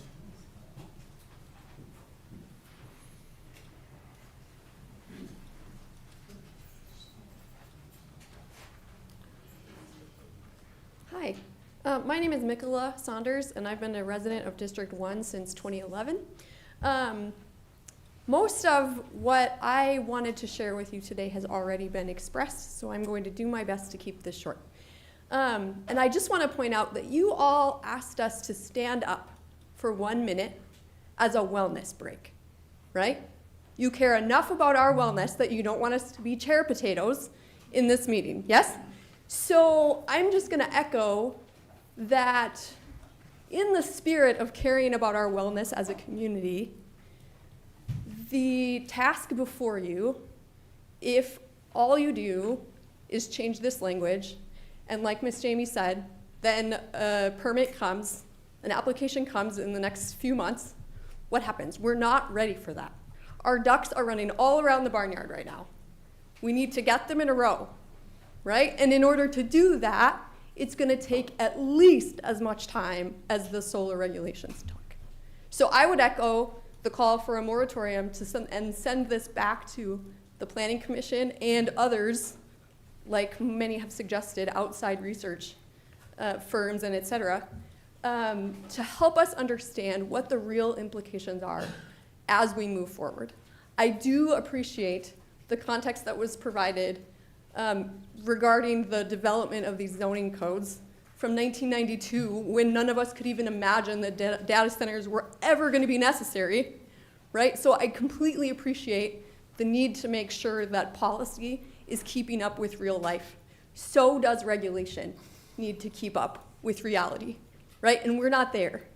We're not there. So I would just implore you to help us make sure that we're taking reasonable steps in data-informed ways, right? And we can't do that without some regulation. So I would just echo the call for a moratorium. I think 5 years would be hopefully enough, right? We don't want to be 1.0 on data centers in our community, right? Maybe by the time there's a 3.0 version, the things that have been expressed in terms of the harm that is done that we can't always see right away will be better understood and better able to be mitigated. But like so many have already said, these sites require decommissioning, right? This is more like radioactive facility stuff than it is like a utility, right? This is not the internet. This is way different than that in terms of what's happening to the resources involved and the levels of contamination that's happening. So I appreciate you following the law and opening this hearing today. And thank you to everyone who's here and who has spoken. I appreciate it. Thank you. I'm at the bottom of the list here. Oh, is there anyone else who would like to speak? Got a couple more here, it looks like. Give me your name and your... My name is Matthew Marish. I'm a resident of Shawnee County. Prior to today, I didn't really know anything about what you guys did. Some of the things I've learned today, I've learned, you guys help make sure our bridges, get funding. You make sure, we get their fire station or whatever, we're talking about for the that other township. You guys do things that help make a difference for our communities, and I think that's one of the most important things. Also learned that Bill does not like applause. Was unaware of that, but something I learned. So, you know, those are a couple things I've learned today. One of the other things I learned is, you know, I came here to say no. Whatever we're talking about, it's no today, right? The data centers, it's no. But what I've really learned is it's yes. Yes, we do need to regulate, you know, these data centers when they come in. And that's what we're trying to do, is adding that language so we can do that, right? And so, yes, we need to add that language so we can do that. You know, one of the other comments Bill had made was, you know, by doing this, that means we could say that they need this certain system, that we could say that, you know, they don't get different energy rates. You know, people have talked about a moratorium. I don't think that's the answer. I think the answer is we make a permit where these data centers are like, we should go somewhere else. We don't want to do this in Shawnee County. You know, the rules they have for this permit for us to be here, they're not worth our time. Like, it's not worth it for us to try to do this here, because, you know, we're gonna make sure we're taking care of our community. We're gonna make sure we're doing the things we need to. And I think that's, you know, the important part of this is your guys' role is to, you know, help create that permit. And that permit should be one where when these data centers are looking at it, they're like, some other place, some other sucker county is gonna give us what we want in exactly the way we want, and not sacrifice, you know, the health and safety of, you know, our people here. And so I think that's, you know, really the big takeaway for me. You know, like I said before, this is a meeting to add the word data center to a permit, right? This isn't about a specific data center coming here. These people came here for the words data center on a permit. That's what we're talking about today, and this is what we have here right now. If now we're talking about an actual approval of a permit, you're gonna need a bigger room. I mean, this is the 9 o'clock crowd. Like, imagine, you know, when all their friends are now here too. Bill, there's gonna be a lot more applause. Like, we gotta stop that from happening. And that's all I have to say there, so thank you.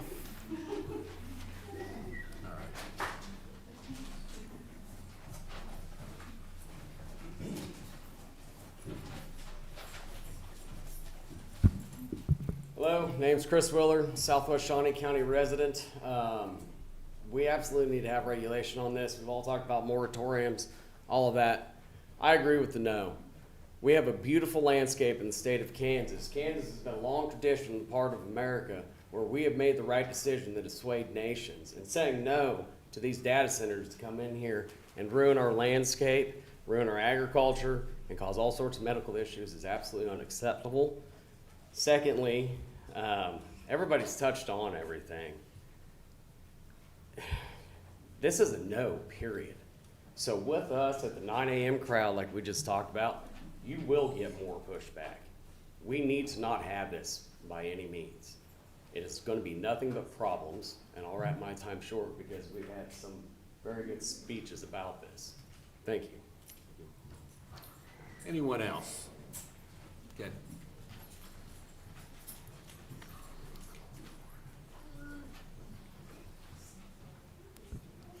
My name is Greg Stevenson. I'm a resident of Shawnee County. I didn't understand exactly what was going on here. We now understand that this is about forming regulation for data centers. And that, I think that's a good thing. That's what we need to do. We've had examples of in Topeka where tech has outran regulations. I think we all remember bird scooters, don't we? That was not good. We want to make sure that our regulation outpaces the technology. So that when a data center does try to come here, we have the regulation to make sure that its impacts are minimized, or they don't, like he said, they don't even want to waste their time coming here. We want to make sure that the regulations are in place. And I know a lot of people talk about the Target DC, the Walmart DC, the Home Depot DC. The benefits to those to the community is that they actually brought jobs to the area. We're a data center. A study put out by the state of Virginia showed that about 1,000 square feet produces one job. So a 100,000 square foot data center, that's about 100 jobs. And that's everything from janitors to security to people that actually work on it. Not all of those jobs are good paying jobs. They're not jobs that we really probably need that outweigh the environmental impacts. So I'm here for the regulation. We just need to make sure that regulation is strong and that it does not, that tech does not outpace our regulation. Thank you.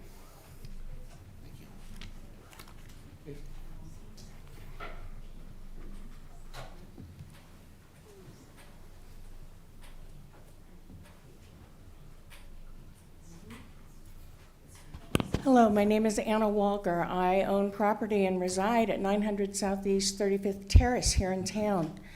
I am splitting my time between my home here in Kansas and caring for my mother in Iowa as dementia steals her day by day. I happen to be in town this week because I had engagements with my family here. I'm calling it a God thing that I was here so that I could open my big mouth to y'all. First thing I want to address is we Kansans are used to folks from the big cities. We're used to folks from the cool states thinking that we're just nothing but a bunch of dumb hicks here in Kansas. These people are not dumb hicks. These people are your employers. You work for us, and don't you ever condescend to us again. Not ever. The problem with the data centers is that technology has moved far too fast for us to keep up with it. We don't want a data center here because we already know what it will do to the environment, to the properties, to the ability to have water to drink for our kids. And we know all about politicians and big companies being able to say one thing and then the reality is completely different. Am I right? So don't blow smoke up us because we're not taking it and you've got to fight on your hands. And we will be here every step of the way. Yes, the text change is a step in the right direction, but it is not far enough. It is not far enough to stop this decimation of our home. And you owe us your allegiance to protecting our homes. Thank you. Anyone else? All right. So, guess we could close I'm going to move that we close the public hearing. Second. Motion's been made by Commissioner Rippon, seconded by Commissioner Mays. All in favor say aye. Those opposed? Aye. Motion carries 3-0. All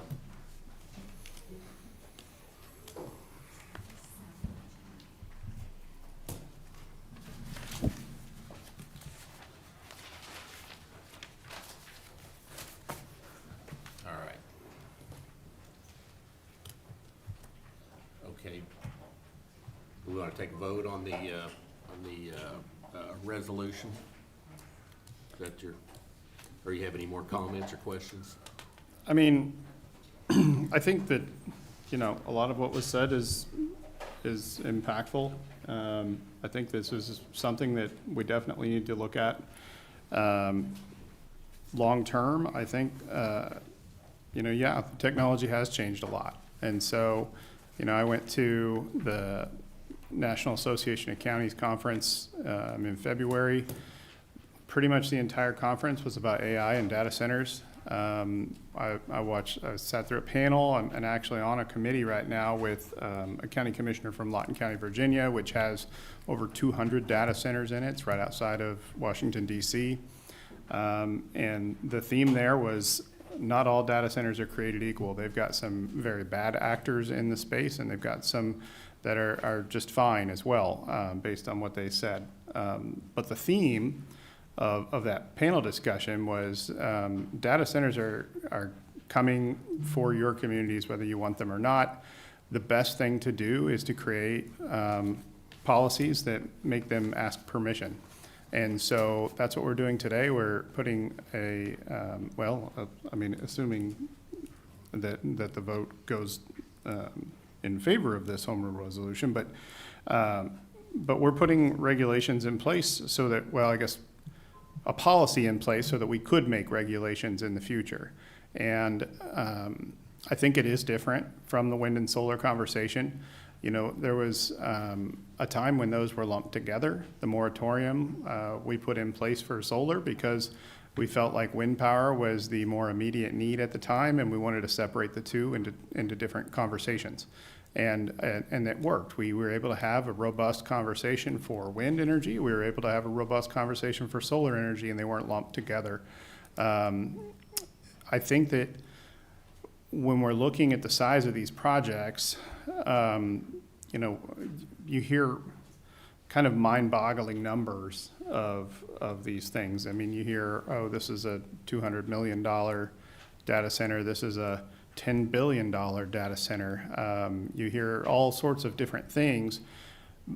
But if a $10 billion data center wants to come here, I think it needs to be heard on a case-by-case basis. And I don't think the same policy for the data center that has existed for a long time over at BNSF right up the street, you know, I don't think it's the same policy for that as it would be for a $10 billion facility. I think we need to address these on a case-by-case basis. And the way for us to do that is through the conditional use permit process.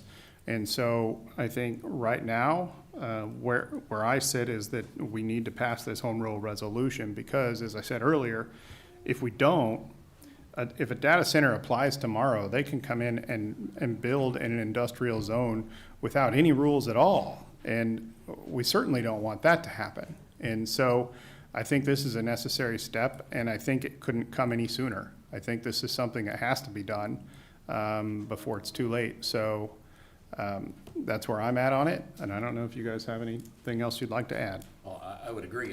We need this resolution now. Like you say, they could come in and start building, and this is the first step for regulating. Not with a moratorium. You could do a moratorium, but this is a step we need, whether we have a moratorium or not. This is a step we need. We need to be able to say, if they build something, these are the regulations. We need something that says, maybe we don't even want it. You can do that in a conditional use permit. You don't have to approve it. But this gives you control over it, and we need this today. So, and I'll address moratoriums. I think that in a lot of cases, moratoriums are used so that elected officials don't have to make decisions. I think that we see that when you see other communities that are putting a 100-year moratorium on wind energy. It just doesn't make sense. I mean, at that point, just ban it, right? And the other thing is that a moratorium is only a delay until we say it's not. You know, same thing with a ban. You know, we have a prohibition on wind energy in Shawnee County, but, you know, Commissioner Ribbon's not running for office again. The person that comes in next term might try and lift that. You know, I mean, there are future elected officials that can change anything that we do.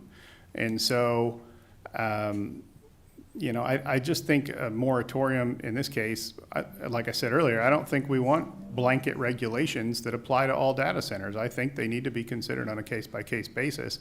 And the only purpose of a moratorium would be to work on blanket regulations. And I don't think it's a one-size-fits-all solution to these things. I think it needs to be studied more independently.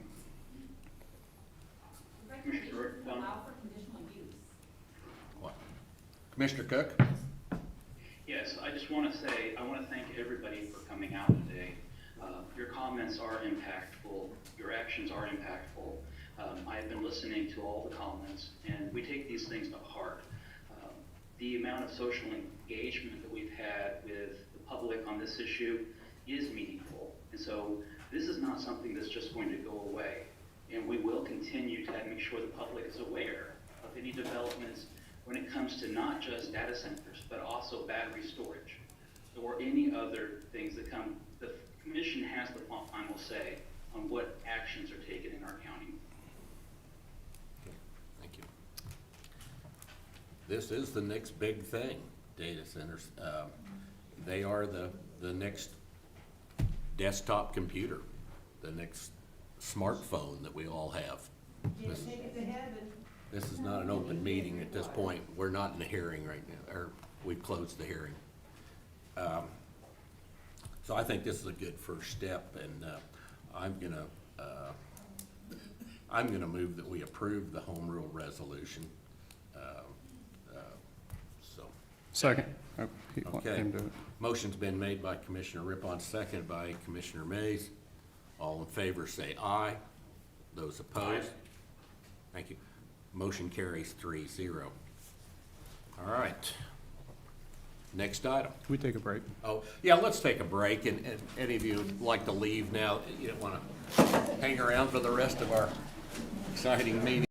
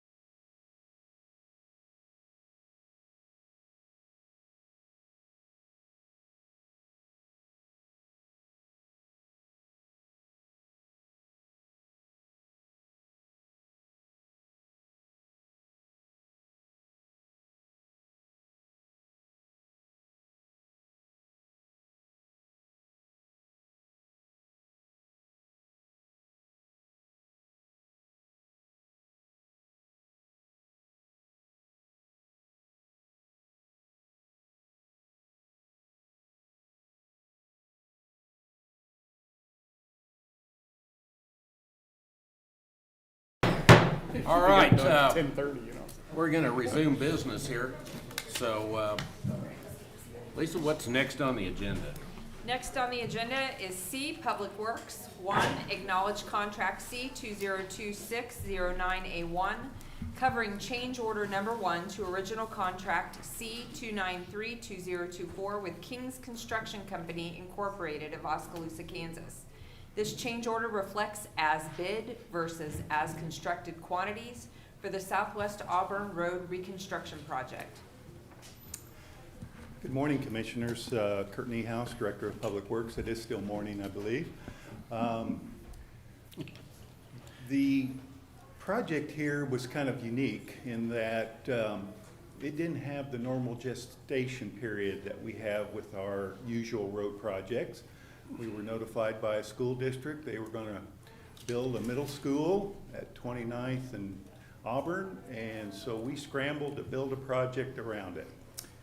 Pleased to say that work was completed here about 4 weeks ago, and our last order of business is to make final payments and to have you acknowledge what the project cost, whether construction costs were actually higher than let, and I'm pleased to say that they were only $11,000 higher, but nevertheless the project budget came in quite a bit less than what we had anticipated. So with that, I look forward to any questions that you might have about the project itself or about its cost. I don't have any. Kurt, I think you're underselling it. When you say it came in under the project budget, it's almost $4.5 million less. Mm-hmm. Like, that's a little bit different. I mean, the $10,000 or $11,000 change order is pretty minuscule, considering that we were able to get this project done in 1 year less than probably what it should have done. Mm-hmm. And also $4.5 million cheaper than what we thought it was going to cost. I mean, you and your department did an excellent job on this. I really appreciate it. I think it's also one of the only times that I have seen 4 different taxing entities come together and fund a project.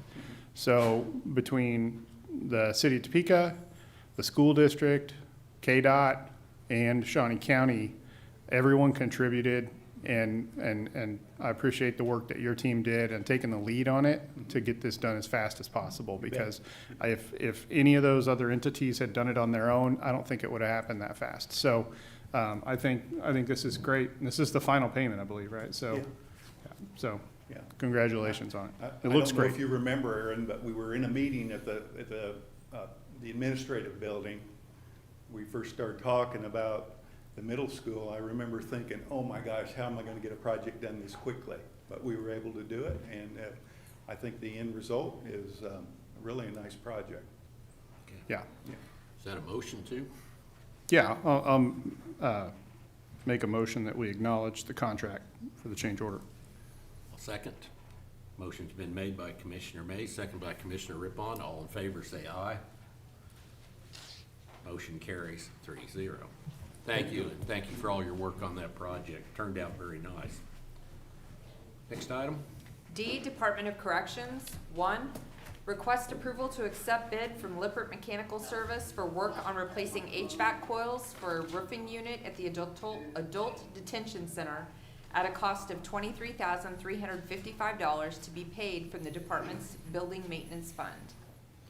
Good morning, Commissioners. Tim Phelps, Department of Corrections. This is an item that was put out on RFP back in April, and we got bids back, and we spent a lot of time examining the bids so we could make sure that this the lowest bid we received would be sufficiently competent.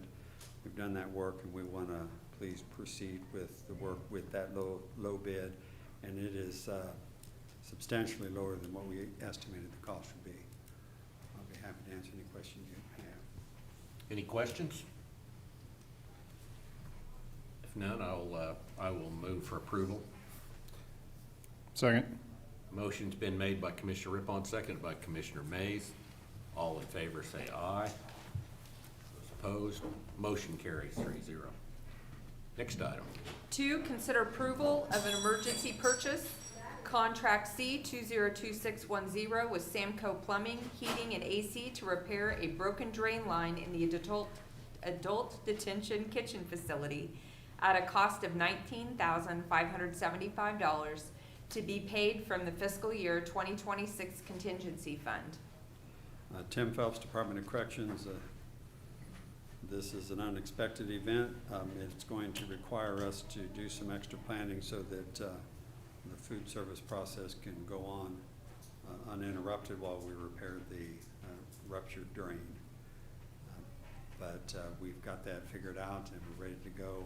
We just wanted to get this matter resolved, and I'll be happy to answer any questions you have. Questions? Yep. Could you briefly describe what exactly they're doing? I mean, I feel like I have a pretty good idea, but I'd like to hear what they're planning. So we have in I think it's the southwest corner of the kitchen unit that was constructed in 2015. All of the materials that get generated in that kitchen, grease and other foods, drain out to the southeast or southwest corner of the building into a big pit. And so there's a lot of piping going through there. And one of the larger 6-inch drain pipes, the thing ruptured and gravel collected up into it, so nothing can drain out. So essentially what they have to do is cut the concrete, go in and repair that, and then restore the structure, including the cement and the floor covering. So that's the essence of the work. Do we know why exactly it ruptured? I mean, was it cast iron that rusted through, or is it clay tile that got busted by tree roots, or? From the best we can tell, it is cast iron, which is a concern for that particular location. When we go back in, we'll use newer materials. The only thing we can tell is that it clearly at a bend ruptured. And so it may have just been some kind of settling, but whatever the cause, it clearly broke that. We've looked at everything else around it, and it's all in good shape. We put cameras through it all. So this is the only location where we're seeing a problem. Okay, so they're just repairing the area where the break was, not the entire line? Correct. Yeah, we're just going to fix that bend where it ruptured. There's a number of lines going out right there, and so it would be significantly more expensive to replace all of that. Okay. Just so we don't have to, like, come back and do it again a year from now. So, okay, no more questions from me. Commissioner Cook, you have any questions? No questions. Then I'd move for approval. Second. Motion's been made by Commissioner Rippon, seconded by Commissioner Cook. All in favor say aye. Opposed? Motion carries 3-0. Thank you. Next item. E, Information Technology. 1, consider approval of contract C2026211 for renewal of an annual maintenance contract with Central Square Technologies for the county's One Solution software at an annual cost of $98,299.19. Morning, Commissioners. Mark Price, Information Technology. This is just our annual renewal of the Central Square One Solution Finance Enterprise software. This is used by, I think, every department in the county. It's our general ledger. It does our payroll, accounts payable, and I think Jennifer would be really sad if it was not working. But if I can answer any questions, I would be happy to. Questions? I would then move for approval. Second. Motion's been made by Commissioner Rippon, seconded by Commissioner Mays. All in favor say aye. Opposed? Motion carries 3-0. Thank you. Next item. F, Human Resources. 1, consider approval of HSA funding for the 2027 benefits plan, employee only $500 and employee family $1,000. Good morning, Commissioners. Angela Lewis, Director of Administrative Services. As the clerk just mentioned, we are asking to continue our seating at the same level as it was in 2026 $500 for employee only, and $1,000 for employee family. That includes employee child and employee spouse. The IRS has also set the following contribution limits for 2027. They're $405,000 for employee only, $9,000 for employee family, and a catch-up contribution of $1,000 for those who are 55 or older and want to contribute to their FSA or HSA. I'd be happy to answer any questions you may have. No changes from last year, actually. No changes on this from last year besides the IRS contribution limits. Any other questions? Nope. I would move for approval. I'll second. Motion's been made by Commissioner Rippon, seconded by Commissioner Mays. All in favor say aye. Those opposed, motion carries 3-0. Thank you. Thank you. Next item. Item 5, public comment. Ron, I think. Thank you for being patient, sir. Glad to do it. Spent a lot of time at city council meetings, so I know the drill. I am here today on behalf of Employer Support of the Garden Reserve to make a presentation to Commissioner Rippon on behalf of the Department of War and ESGR. Commissioner Rippon for many years has supported not only Garden Reserve members, but veterans in the area, working on memorials at Gage Park. He even was so kind as to present me a rendering of a new memorial for the Topeka Police Department during the time we were working on that. Unfortunately, we weren't able to move forward with that, but we appreciate that effort too. But your continued work on behalf of veterans allowed me the opportunity to go to national and request a 7 Seals Award. And I'd like to present that to you now for your tremendous support of the Garden Reserve, Kansas veterans, and all the work that you've done over the years in that regard. So. Thank you very much.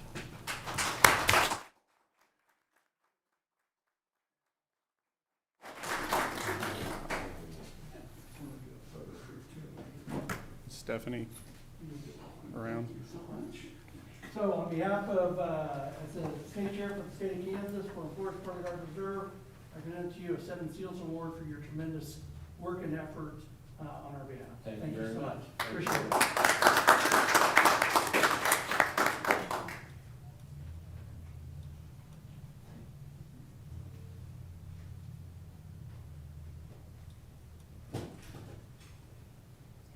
Well, thank you, Ron. It's been an honor to work with all the veterans over the years. And I look forward to even working with them more after I'm out of this job. We have a little more time, probably, all right? That's right.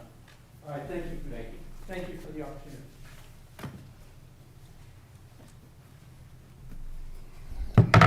Our other person that wanted to speak, they're done. Oh, we did have someone else signed up? Don Lewis. Oh, that's right. Don Lewis. I don't think he's here any. I think he left, yeah. I think he left. So, anyone else wishing to speak? Okay.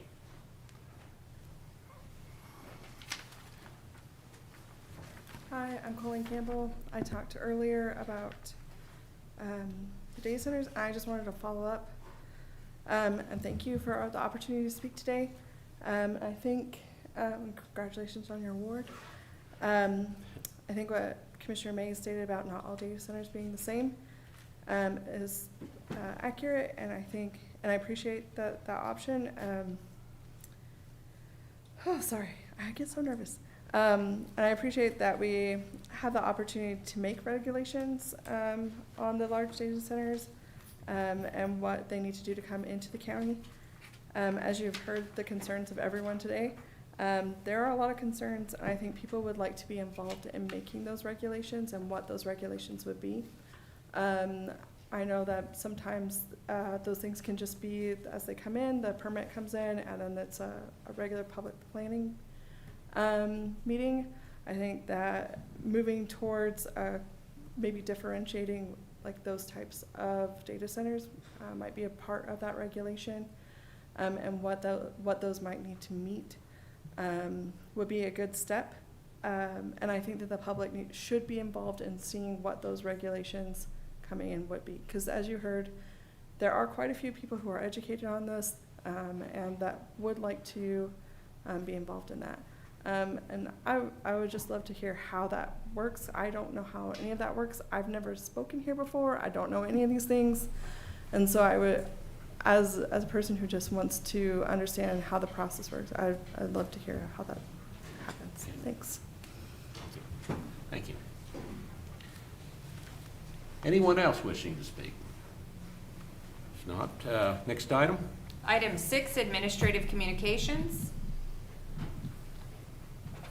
Commissioner Mays? Well, I'll just address how that process works. You know, we have a planning commission that we've got people on there that are typically experts in a field. You know, we've got builders, we've got realtors, I mean, there's a lot of different types of folks on there in terms of occupation. Most of them are, you know, pretty well versed in the laws. We do, Joni and her department does a good amount of work with them to make sure they understand the process. I believe our solar regulations took over a year of public feedback. They had industry experts that came in and spoke with them about, you know, trends and things like that. And so they do the work to make sure that we get accurate information. And, you know, a few comments were made earlier about how only people within 1,000 feet would be notified. And while it's true that those people within 1,000 feet are going to get a mailer, I think I mean, you saw it today. We didn't mail anything out on this meeting, but yet we had a lot of people show up. And so word travels pretty fast these days. Public feedback is something that, you know, we take seriously. I feel like all of our meetings are open. Our budget hearings are all open to the public and notified out in the Metro News, which is the county newspaper, official newspaper. And so, I mean, we want public feedback.